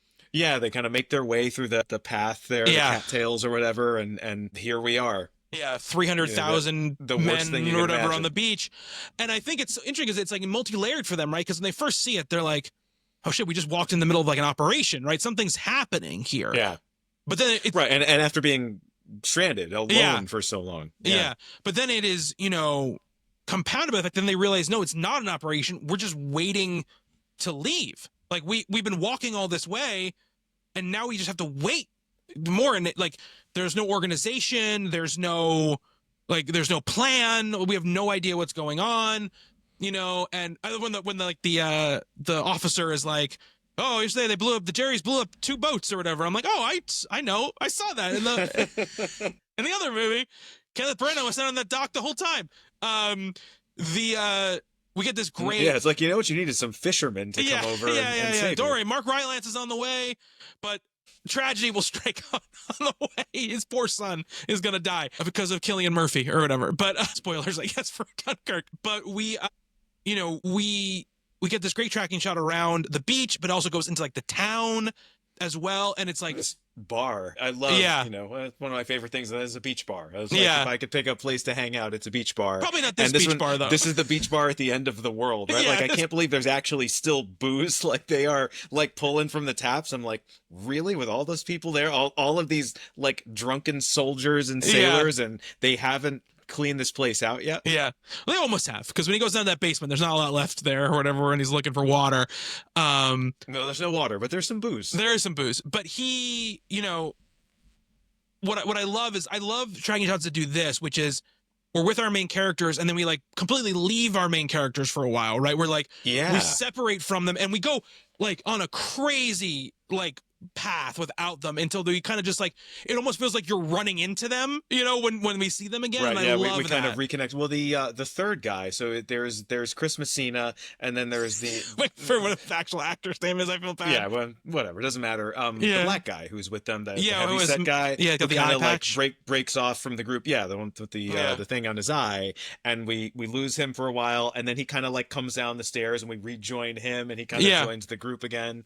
It's beautifully staged. I mean, it is stagey. It is a little overdone. It's a little try hard, but also, what an undertaking. Like, have you seen Russian Ark? Okay, I've seen Russian Ark. It's impressive. You know what it is, right? Yeah. Hour and a half, single take movie. They got it, I think, on the third try. That's incredible. That's super incredible. Yes. But like, do I ever want to watch that movie again? Probably not. It's boring as shit. Once you get past the fact that there's lots of extras kind of coming and going, and the camera is flowing through this location, and it's a brilliant show, but it's showy. I don't know. I don't remember where I started this. I'm thinking about Russian Ark now. This is like a little mini Russian Ark, I guess, and. I don't know, like, does it need to be here? I guess not really, but you have to be impressed by just the technical things that go into it. I mean, you've directed stuff, I've directed stuff. We both know how hard it is to just get 2 people to talk on camera and look natural doing that. So to have something like this is pretty impressive. It's hard not to get actors to hit one mark, let alone like 15 right. marks. And you're not talking about thousands of people hitting multiple marks. Just reading about that, I should have watched some behind the scenes video. I'm going to do that anyway. So I guess the Steadicam operator, part of the time he was on foot, part of the time he was on a vehicle, and part of the time he was on a rickshaw. So they like literally picked him up, I guess, and carried him through part of this, amazing sort of setup that they had there. So you got to be impressed by that in some Very sense. impressive. I mean, I think though, while we're talking about this, I think the thing obviously at the time, I think that really bothered me and doesn't really bother me anymore, but I think is the thing that makes it feel like, does it really need to be here? Separate of like the Ferris wheel. No, not that, but like who is running that Ferris wheel? Separate of the, like, in contrast, to the Pride and Prejudice ones, which I think are very much about showing you a space and teaching you about a space and characters, and it's giving you a lot of information that you need to know, through its tracking shot. Ballrooms here. They're a dance, and the camera's kind of part of the dance. Right. It's this choreographed movement where literally everyone is moving in a choreographed way, whereas this is, a bunch of dying and drunk and wounded people, they are not organized in any way, and that's kind of the point of it. Yeah, but the information, right, that the tracking shot in Atonement gives you could be done in another way, not as showy, right, and probably quicker as well, obviously. And I think you would still get the same effect of it, right? The same emotional effect. You wouldn't have the same, like, wow, appreciation for the craft of it. But I think that's a lot of times where directors run into criticism, which is like, yeah, but I don't want to be thinking about, like, how good your craftsmanship is. Like, that's not what we're here for, right? You're here to create shots and frames and a feeling that serves the story and the feeling of the movie, not necessarily just to be like, look what I can do with my camera because I like doing these type of shots. Well, and I, take this with a grain of salt, I guess, but what they said was we only had 2 days to shoot this sequence, so we decided that was the most efficient way to use those 2 days, was to just rehearse the shit out of it for a day and a half and then just try to get it, as best we can on the second day, which is what they did. Yeah. I mean, I think probably there's I don't know if I would say if you're gonna believe... light a whole scene like that, you could just have a bunch of cameras shooting not a tracking shot. That way you have to reset. I'm just telling you what I read. No, I know. But I'm not sure that I believe it either. Yeah, exactly. But that was how they justified it. Was like, this was the most efficient way that we could shoot this. It's the biggest sequence in the movie. It's the only time we really see extras in this movie. I mean, I would say much like Briony convincing herself that she saw James McAvoy in that scene, I think Joe Wright's convincing himself that this was the only way we could have shot this in 2 days. I mean, I don't want to psychoanalyze Joe Wright so much, but like, do you think there's a little bit of Briony in him? This very precocious kid whose parents ran a puppet theater and kind of grew up in this very creative, artistic world. I'll bet he wrote a play when he was 13 or something like The Trials of Arabella. I could see that. I think for sure. I mean, I think Joe Wright, and I think we'll see this again. I haven't seen The Soloist since I came. Like most of his movies, I think I saw them once and didn't see them again until we're doing this now. I have a feeling we're going to see this in a lot of his movies, right? Even Hannah, which is a movie that I really like, right, is a very showy movie in a different way, right? It's very much like, oh, you think I can only do like these like gorgeously mounted, like sort of heartstringy, character like, pieces. People punching each other. What do you think of that, bro? Exactly. So I think that's gonna be. That's the next one? Right? No, A Soloist's next, and then it's Hannah. Okay, I'm looking forward to Hannah. I can't say I'm looking forward to The Soloist. So we get to talk about some interesting movie stars in The Soloist, though. Robert Downey Jr. and Jamie Foxx. So that should be an interesting discussion, I think. And his first American movie. Glad Jamie Foxx is okay. Yes, Whatever me too. happened to that guy? His first American movie, his first time coming over really to Hollywood and making a movie and leaving like the British film industry. So that'll be interesting to discuss and how it changed his career. But I think he's a guy that with this movie definitely got saddled with this, like, he likes to show off. Like, he definitely got around his neck, and I think it stayed with him. I think it stayed with him for a long time. And I don't think it's unwarranted necessarily, considering how this movie is made, right? I think he does like to show off. I think he was very much like, I think there are certain movies and certain things you can feel where the person making it also feels like, this is my shot. Like, this is my shot to go from a director people like, oh, young guy made a good movie, like, to like, this is one of the guys. Like, this is going to be the next fill in the blank. You know what I mean? And he's 35 when he makes Atonement, which is very young. Yeah. I mean, for something like that, nothing will ever, for me, surpass Paul Thomas Anderson, 27, 27 or 29, making Magnolia. Right.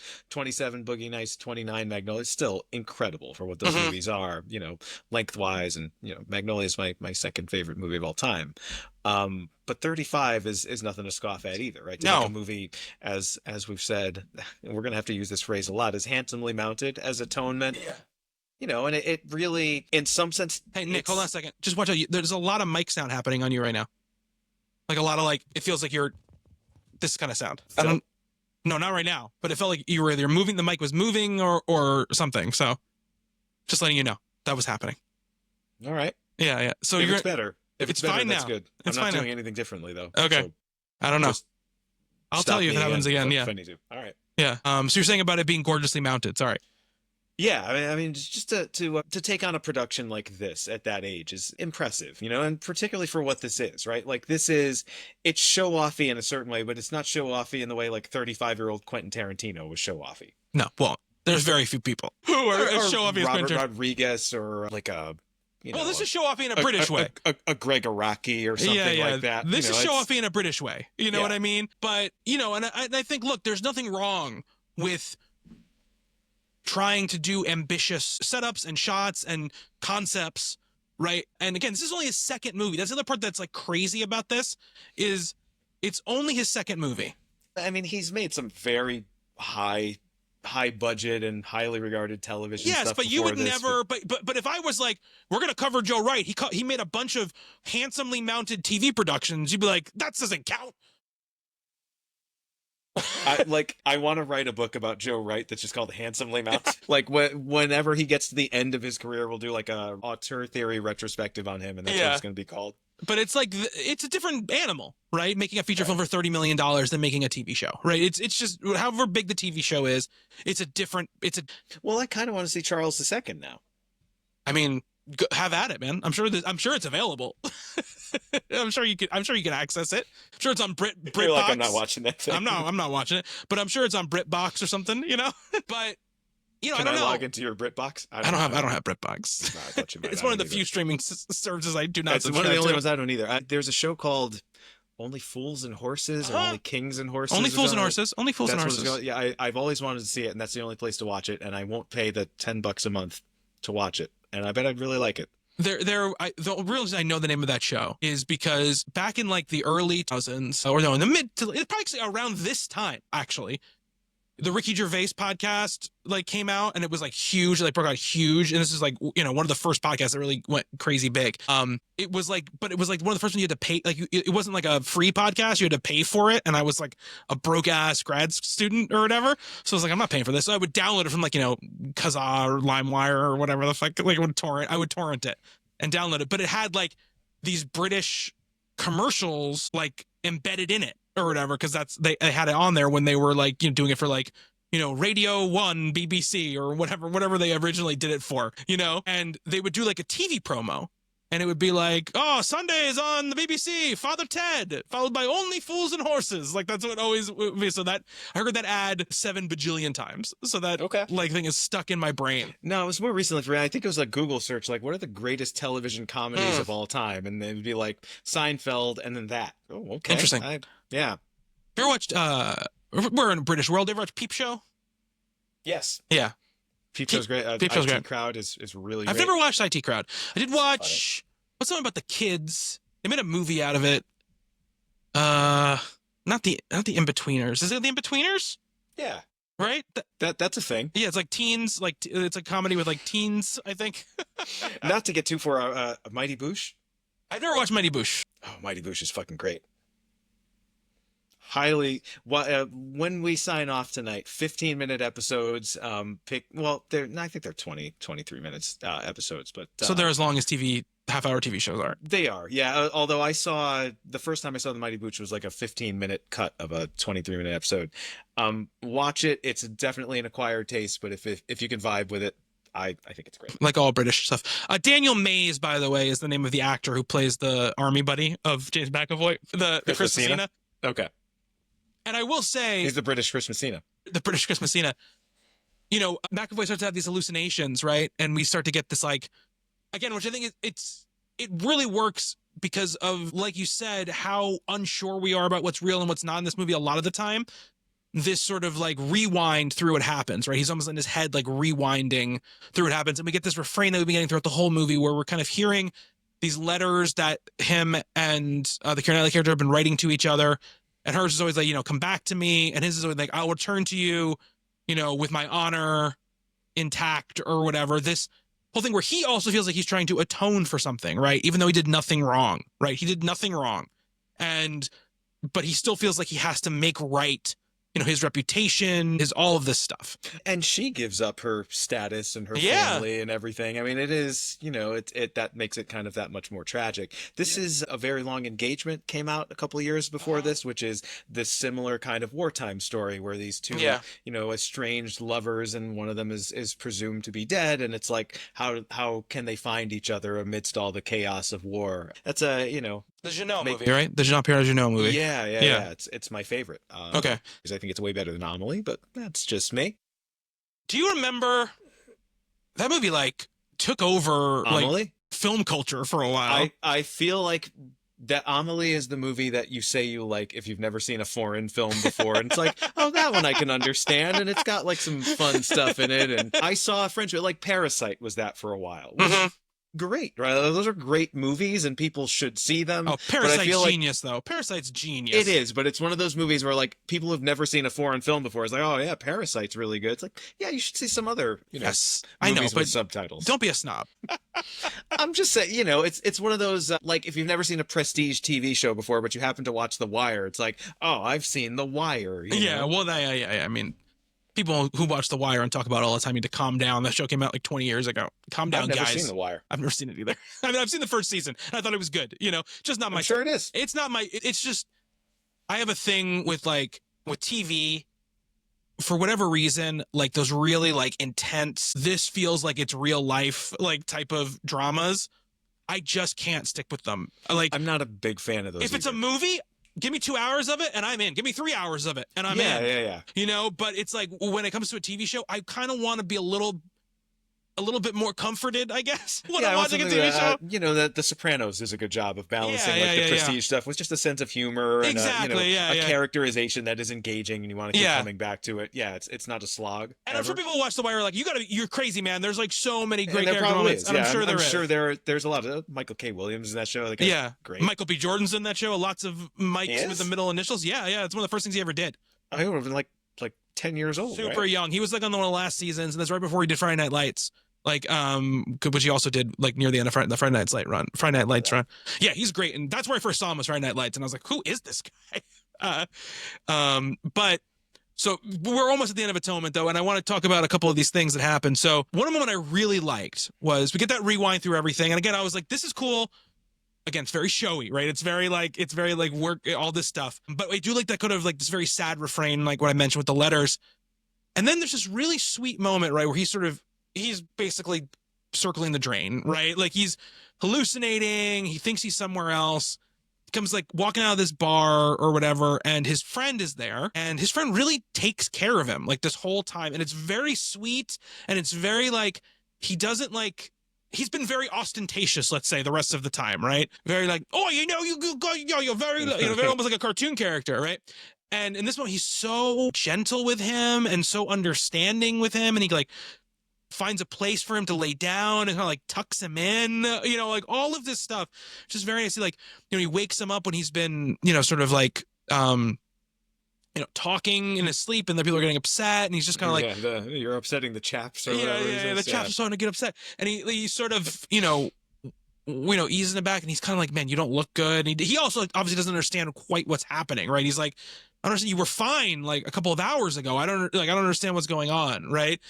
And it's just very sweet and gentle, and I really liked that a lot, right? I thought that was really nice. Never see how he gets whatever that injury is. Like, it happens before shrapnel or something. And it's just kind of getting worse and worse and worse. But I kind of like that choice too. Me too. Me too. He's been kind of covering it up for a long time and is trying to ignore it, and eventually succumbs to it. But we never get that scene where it's like we know something terrible is going to happen to this character. Yeah, I mean, there's that moment too, right? When he first gets to the beach, where maybe he would ask for medical attention in a normal situation, but that officer says almost immediately, it's a good thing you're not injured. They told me to leave the injured people behind. Yeah. So obviously he's not going to say anything then. Like, he doesn't want to get left behind, right? But the movie also just plays this little magic trick, right, where we've got a couple of things where it's like one of the letters that Keira Knightley's character is sending to him mentions that Briony wants to come see her, and she's not sure yet. And then the last thing that his friend says to Robbie is, we're going home at 7:00, in the morning or whatever, right? And the next thing we get really is Briony going to see her sister. And he's there.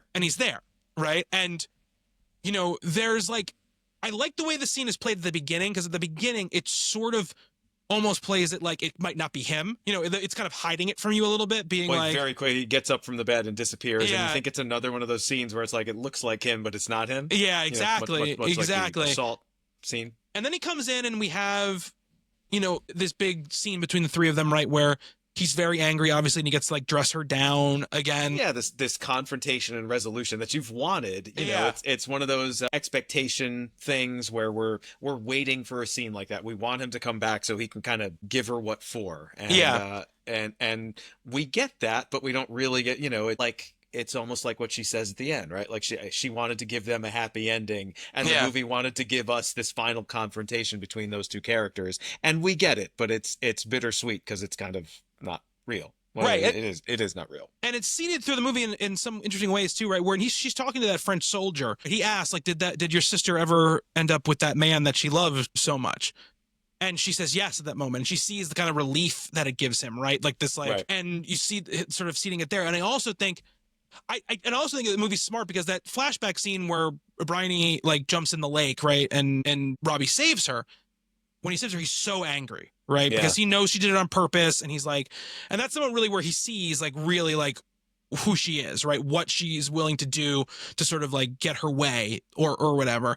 And that level of anger he has in that scene is sort of matched in this scene we see, this fake scene that we see that she's sort of inventing. And I don't think you'd really believe his reaction necessarily unless you got that earlier scene, because you never see him kind of reach that level of anger at any other point, right, in this story. So I think the movie is very smart in those ways of sort of building these scenes and earning these moments and making these moments believable, even though I do also think Wright is shooting this in a way to make you feel like something's off about the way this is working out. You know what I mean? Like, McAvoy is shot very weirdly at the beginning, almost like she's hesitating about, like, should I even write that he's here right now? Or am I just coming to talk to my sister? Right? Like, maybe my first idea was there was another man here. Maybe she had moved on. What is Keira Knightley's character? He's such a deep sleeper. He sleeps so deeply. Yeah, and we just see him kind of wake up and, like, just disappear. Like, he just beelines out of the bedroom, and we're kind of and it really, I thought it was me. I was like, did I miss something here? Like, was that a different guy? Yeah. Was she just sleeping with somebody else, waiting for him to come back, which it could have been. And then, he actually becomes part of the scene, which is pretty interesting. But it's the movie kind of makes you wait for that a little bit. It delays the gratification of actually seeing him in the scene.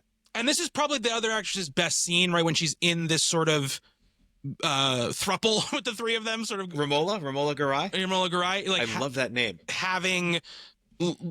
But again, it's one thing where you're like, because it's so close in age, you're like, this should be the other actress. Like, you just have that feeling, because she's really trying.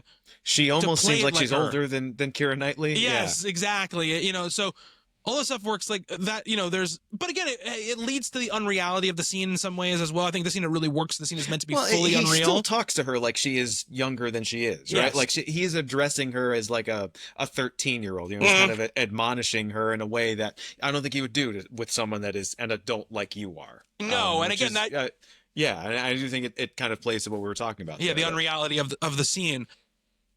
It's the way she would have seen it. And it almost feels also like her kind of being like, the character in the scene running through these, like, ideas of how she can help, and them shooting them down. It almost feels like the person herself trying to come up with a way to make it right and not being able to figure out a way to make it right. Well, she can't testify against her now husband. Yeah, absolutely.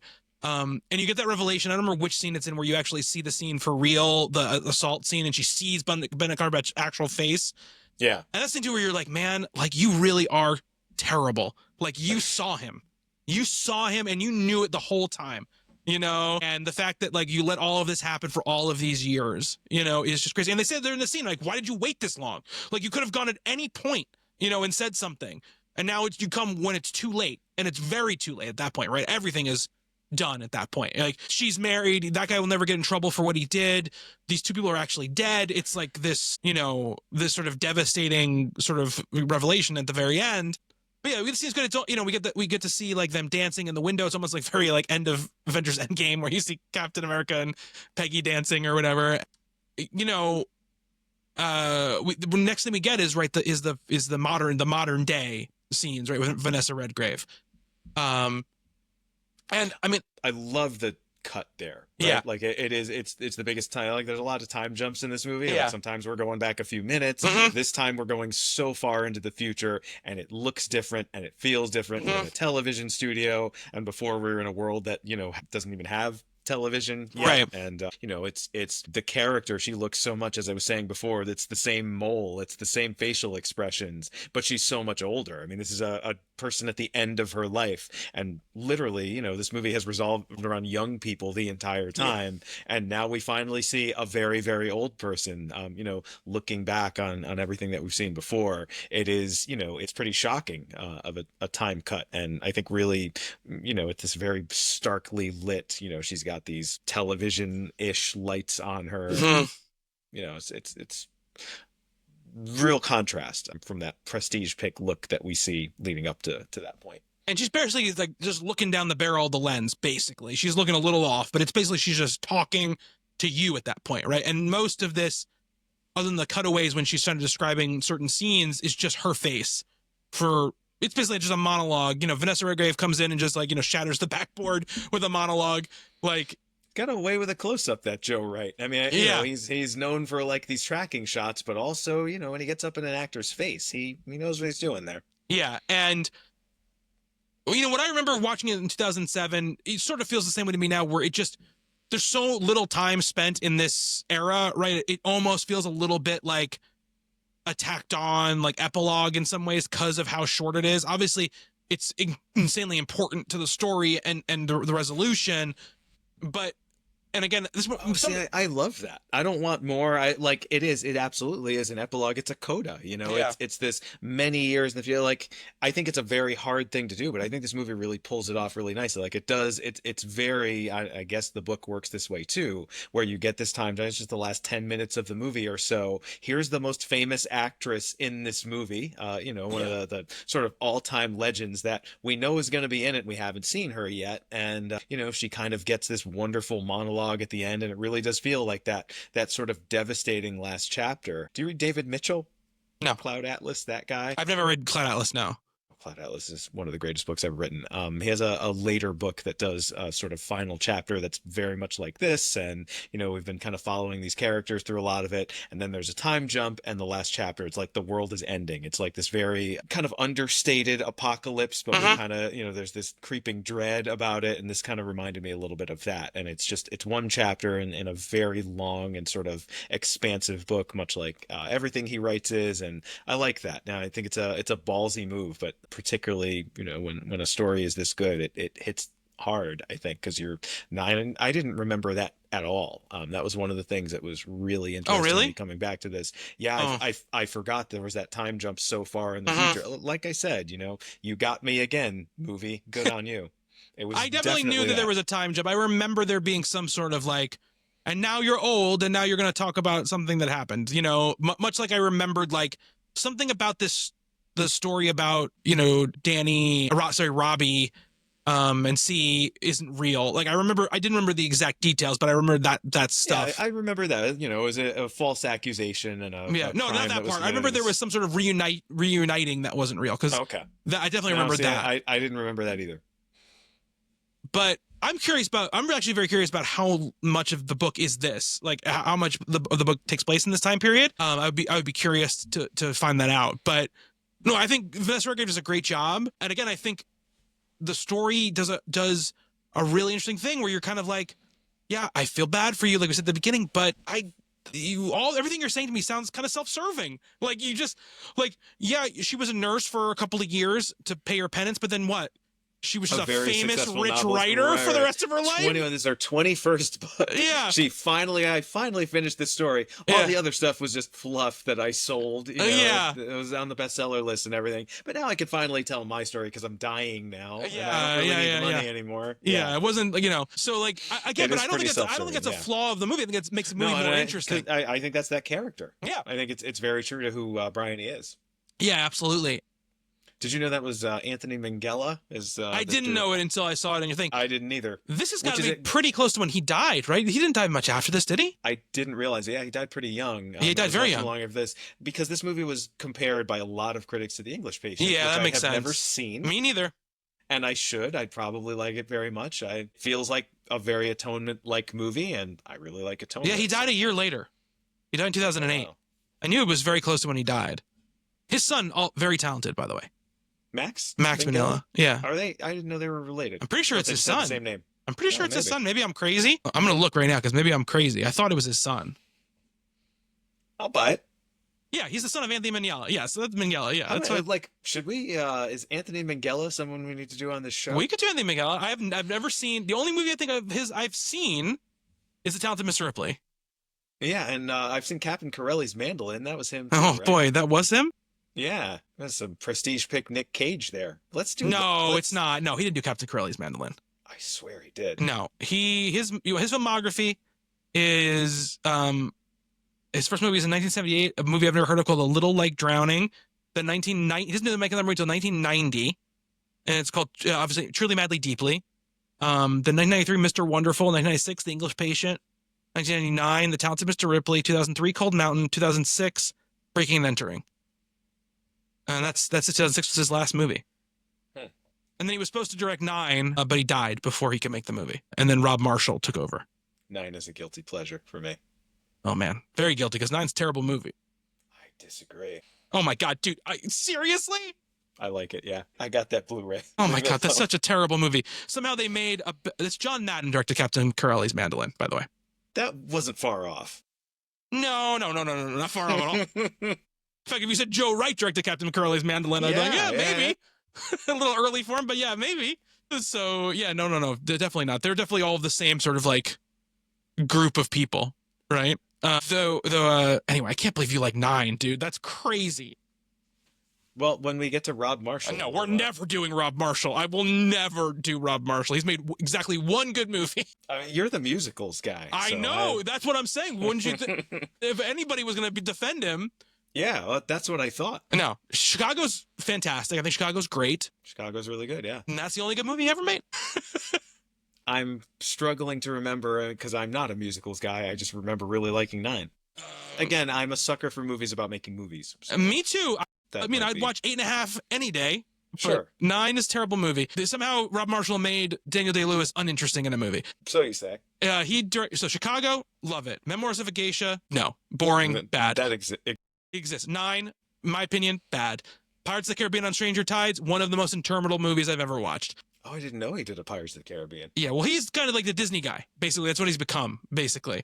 Into the Woods, terrible. A great musical turned into a terrible movie. Mary Poppins Returns. Fair. I'll take your word. Mary Poppins Returns, no thank you. Didn't know that existed. Okay. Really? The Emily Blunt? She played Emily Blunt plays Mary Poppins. Oh, right, yeah. Songs by Lin-Manuel Miranda. A hugely disappointing movie. And then he made the Little Mermaid live action movie that came out 2 years ago, I think, 2023. Yeah, I didn't like that very much. It's not very good, but I'll say one thing. It's better than most of his other movies, so that's crazy. 2, it's better than most of those live action remakes are, to be totally honest with you. I think the only one I've seen is Lady and the Tramp, which wasn't really very live action anyway. No, that's a Disney Plus only joint as well. Yeah, it was basically a direct-to-DVD thing. One of these weird things where, like, we have like a perfect hour and 20-minute long movie. What if we make it a boring 2.5 hour long movie? Joe Wright hasn't done one of those, thankfully. Though I feel like he is like... I think he's on the... Yeah. He could definitely be primed. He's on the short list. Yeah, for sure. He's definitely the right level. Like, this guy's really talented, but doesn't seem to get a lot of work anymore. Were you as heartbroken as when Barry Jenkins signed on to Mufasa? What a waste of talent, man. What a waste of talent. I mean, I hope that was. I mean, I'm sure it was. Like that paycheck must have been massive. But are you sure, Moonlight director Barry Jenkins? Like you are better than this. You know that, right? Here's what I'll say: if it gives him the chance to make something else that he really wants to make, it's worth it, right? You make that movie, and that allows you to make something else that. I mean, I feel like Moonlight would have given him the chance to make whatever he wanted. But a big studio. But if he wants to make something that costs a lot of money. There's lots of studios won't give those movies to people unless they prove that they can make something really big, like bigly, like a lot of moving parts kind of thing, Well, I think even worse was I read somewhere that it took 4 years to make it. So that's 4 years when he could have been doing something that wasn't Mufasa. He's one of the, like, somebody like Rob Marshall makes sense. Like, can handle a big movie. Apparently is a super nice guy who like is really good with people and kids and all this kind of stuff. Makes total sense, right? Like Favreau, like technology, hound who just like loves doing Favreau's stuff. He's the one who kind of kicked this thing off, so. Yes, he did. You're talking about the Jungle Book, right? The Jungle Book was the first big one. Yeah, absolutely. But that wasn't the first live action remake. They did Cinderella before that. No, I guess Favreau was the one that did the CGI animals. He did, yes. He did that first. But those are the guys. But Joe Wright fits like right into that group of people. Especially like 2025 Joe Wright. Yeah, where it's like, Joe, you haven't really been making a lot of impact. You want to come direct, I don't know, like Frozen, live action Frozen or whatever, whatever the hell it's going to be. That's definitely got that written all over it, right? But anyway, we're not there yet. We're right at the start of Mr. Wright's career. Next time we're going to be talking about The Soloist, which is, like I said, his first American movie. Robert Downey Jr., Jamie Foxx, once again was supposed to be, much like this movie, early was like, this is going to be an Oscar movie.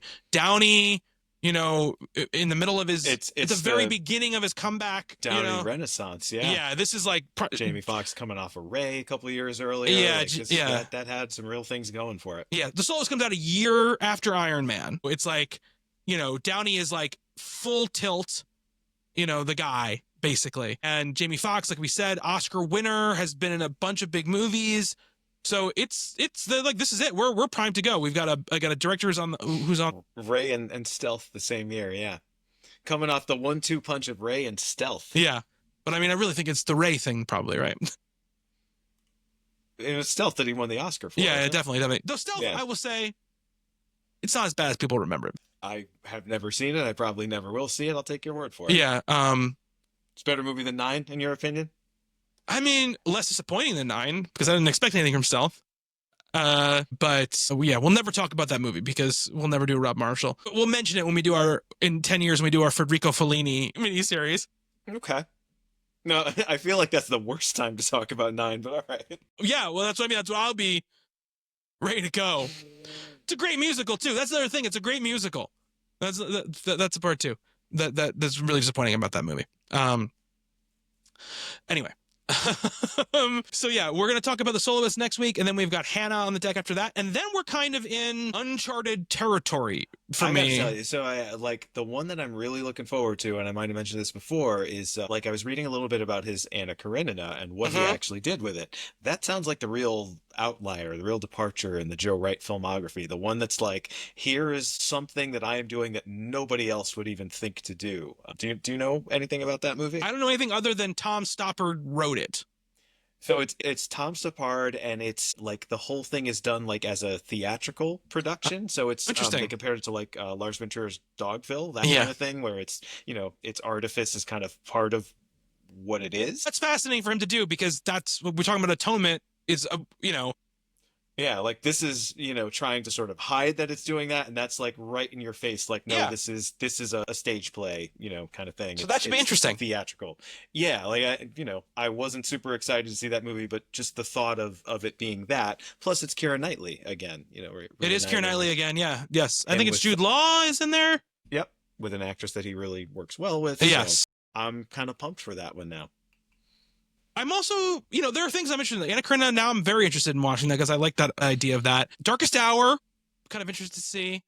See, that one feels very much like the Oscar bait, like, I actually hear that it's not as much like that as you'd expect. That's what I thought as well, which is why I never saw it. I was like, well, this is just one of those movies that, like, They want Gary Oldman to get an Oscar, so they're just like, you can play Winston Churchill. Exactly. It feels like it's just like custom built for like that, for Oscar exposure. And I watched the Oscars that year. I saw the clips run. It's like, I know what this is. I'm not that interested. Yeah. But I do love Gary Oldman. Yeah. So apparently, but it's not totally that. Although the Gary Oldman I love is the True Romance, the professional Gary Oldman. So I don't think we'll be getting that. No, I mean, that's a long time ago. You're getting more of the Slow Horses Gary Oldman at this point, where he's just like farting and yelling. That's kind of what he does. Slow Horses is genius, by the way. But I'll talk about that more when we talk about when we're on the Darkest Hour episode. Yeah, I'm gonna watch that. You recommended that to me, and I'm interested. I've attempted. I've like had the Apple TV. I've had the highlight over it a few times. Like, no, I can't start this now, but I will. So yeah, and then I'm interested in Cyrano. I'm interested to see what it is with old Dinklage in it. So that's the one I keep forgetting even exists. Yeah, that's his most recent one. Yeah. So we'll see how that goes. Again, this is the first time we're really into a director where we're in completely uncharted territory for the second half of their career for me. Most of the time it's like a smattering. It's like seeing a couple of their early things or one of their early things. Hannah's the last one I saw? Yeah, Hannah's the last one I saw too. Okay. So I saw everything up to Hannah, and I loved Hannah. So it's weird that I didn't see Anna Karenina because about the next year. It's just one of those things where for some reason I was like, nope, I'm done. I'm out on Joe Wright. I was just like intimidated by it. I'm like, I've never read that book, so I'll probably get nothing out of that. We're doing a lot of classic literature adaptations with Mr. Wright. So we haven't really done that yet. A lot more modern adaptations we've done in some of the other miniseries. So it's fun to do that. So yeah, we'll keep going on this. Right now the tournament is running. I don't know where we're at with it when we're recording, when this is out, but some interesting developments have been happening. Some people have been winning, which I wasn't expecting. So some that I'm very excited to potentially be talking about. Me too. Many of my choices seem to be doing pretty well, so we should have put some money down because have we talked about? We kind of both did like half of the list. We haven't talked about it. No, not really. No, we kind of both picked 8 directors. We haven't like taken credit. Like, no one will ever know which are Nick movies and which are Bobby movies. Yeah, we should have placed a little gentleman's wager on it and. Again, by this time when this is coming out, it's going to be long over. But my prediction is it's either going to be at this point, and people can be like, you were so wrong when they listen to this. It's either going to be Peter Jackson or Denis Villeneuve. That is my guess. Denis Villeneuve we haven't even had the Denis Villeneuve matchup yet for the first round, so he could end up losing. That's when, if to timestamp this when we're recording it, so he could end up losing for sure. But. Man, that's my guess. I love that guy. So I don't know if I can do Incendies again. Well, if it comes up, it comes up, my friend. This movie's great, but oh boy. Can I ask you? Maybe in there. Cronenberg? It's possible. I mean, he did win he upset in his matchup. Yeah, I think Cronenberg's got a shot. Yeah, for sure. Catherine Bigelow upset Quentin Tarantino, which I was very surprised about. Probably get to Catherine Bigelow at some point anyway. So we might, but we'll get to her sooner if she wins. Wins this, right? But she's not going anywhere. No, she's not going anywhere for sure. Let me ask you guys: since it's long gone and this can't put the thumb on any scales, right? Who are you hoping wins at this point? Maybe Cronenberg. Interesting. Just because, it's a very lengthy filmography. Yes. There's a lot of stuff that I haven't seen that I think is really interesting. And there's a lot of stuff I have seen that I think a lot of people haven't. And I just, and there's some movies of his that I genuinely love and think are just, top tier, outstanding. So I think it'll, you can't have a boring conversation about David Cronenberg. Definitely not. I think it would be very good for conversations for sure. Yeah. And I don't know if that's what people are voting for, but I know he has, I did a John Carpenter podcast for 3 years. And I think Cronenberg has a similar kind of rabid cult fan base that really, there are Facebook groups dedicated to just David Cronenberg movies. So I think he'd be really interesting to talk about. The two people that I was kind of most... Plus, a lot of his movies are short, so there you go. I think Rabid is 77 minutes, so we can bang through those pretty quickly. And I've never seen Rabid. Never seen Rabbit. I've never seen a lot of his movies, to be totally honest with you, but it would give us a chance to really, again, one of those guys who we'd never done this before, right? Which is a very long career that spans a lot of different eras and ups and downs, as far as his popularity goes. And that resurgence he sort of had in the movies that we were talking about earlier in this podcast, history of violence, era. Eastern Promises era, the Viggo Mortensen era of his career. Sure. Yep. I think it'd be kind of interesting. And then he's continuing to make movies that not a lot of people, not a lot of the general public talk about, but are movies that are very well received and stuff like that. Still works with very interesting actors. Well, I've been meaning to see The Shrouds like forever now, so that'll give me a good excuse to watch that. Keira, what's that Adam Driver movie? What is it called? Oh my God, what's that Adam Driver movie called that he did? Oh, it's an adaptation of High Rise? No, that's Ben Wheatley. No. It's, oh my God. You think if I just searched Adam Driver, David Cronenberg, I find it, but I'm not finding it. It's like a name, isn't it? Isn't it a name? Oh my God. Are you thinking of Patterson, the Jim Jarmusch Adam Driver movie? No. I'm not thinking of the Jim Jarmusch movie, but maybe I'm wrong. Anyway, you were saying who are you looking forward to? They're both going to lose today. They're both going to lose. Wong Kar-wai and Bong Joon-ho were the people I was kind of the most fascinated to talk about. Bong Joon-ho would have been great too, yeah.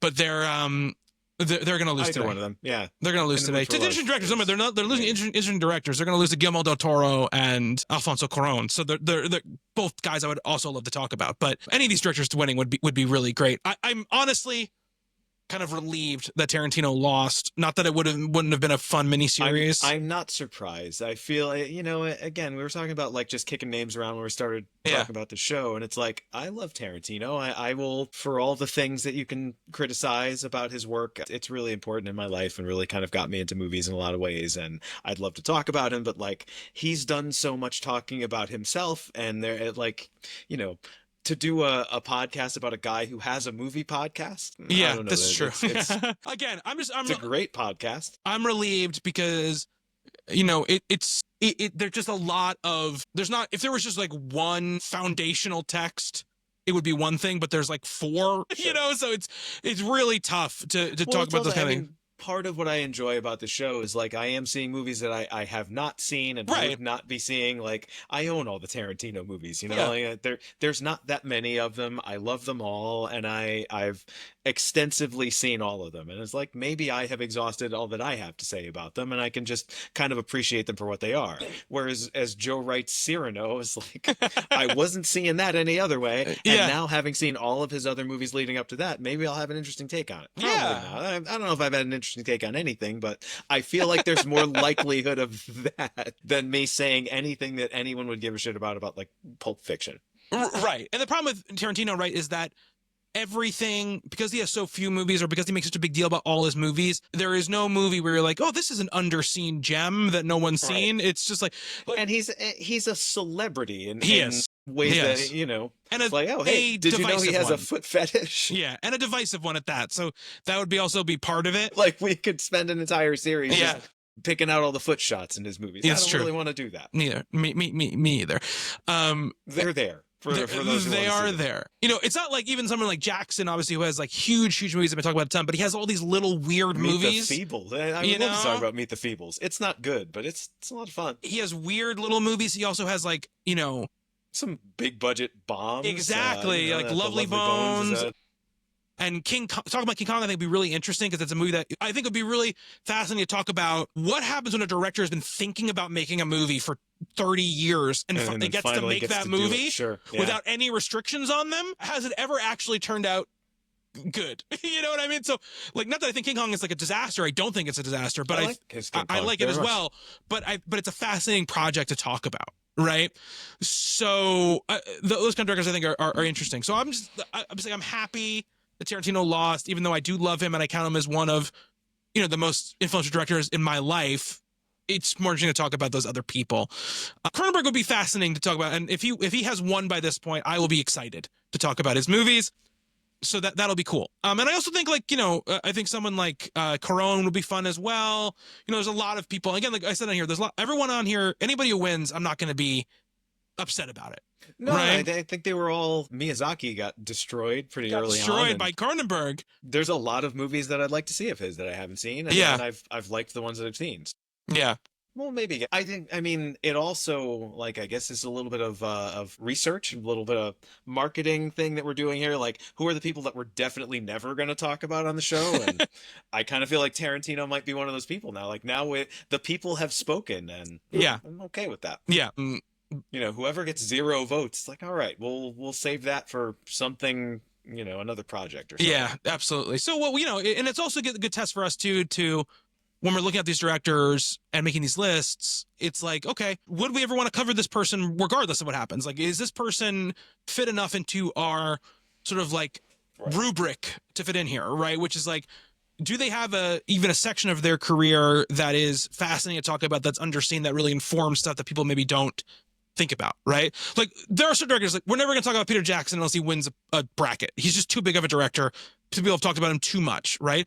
But Cronenberg's a person that we could maybe talk about even if he doesn't win a bracket, right? He gets someone that kind of gets put on our, like, oh, maybe we should talk about this person sort of, you know, section of people, right? Because he does have a very wide-ranging career that it goes into a lot of genres and a lot of moods and tones and all this kind of stuff. And I feel like he probably has another history of violence sort of period. You know, he hasn't been doing that for a while, but like he could come back with a big movie at some point, and that might be the time where we could do something kind of leading up to that. Right. Absolutely. So, you know, it's some interesting stuff to talk about. It's fun to think about movies and think about, you know, directors and think about this stuff, and fun that people are voting on it too. So that's cool. You know, yeah, that's very cool. All right. So we're going to get out of here. Next time, like I said, is The Soloist. But until then, thank you, Nick. Thank you, Bobby. And thank you to everybody who's been listening. Until next time, be good to one another. Later.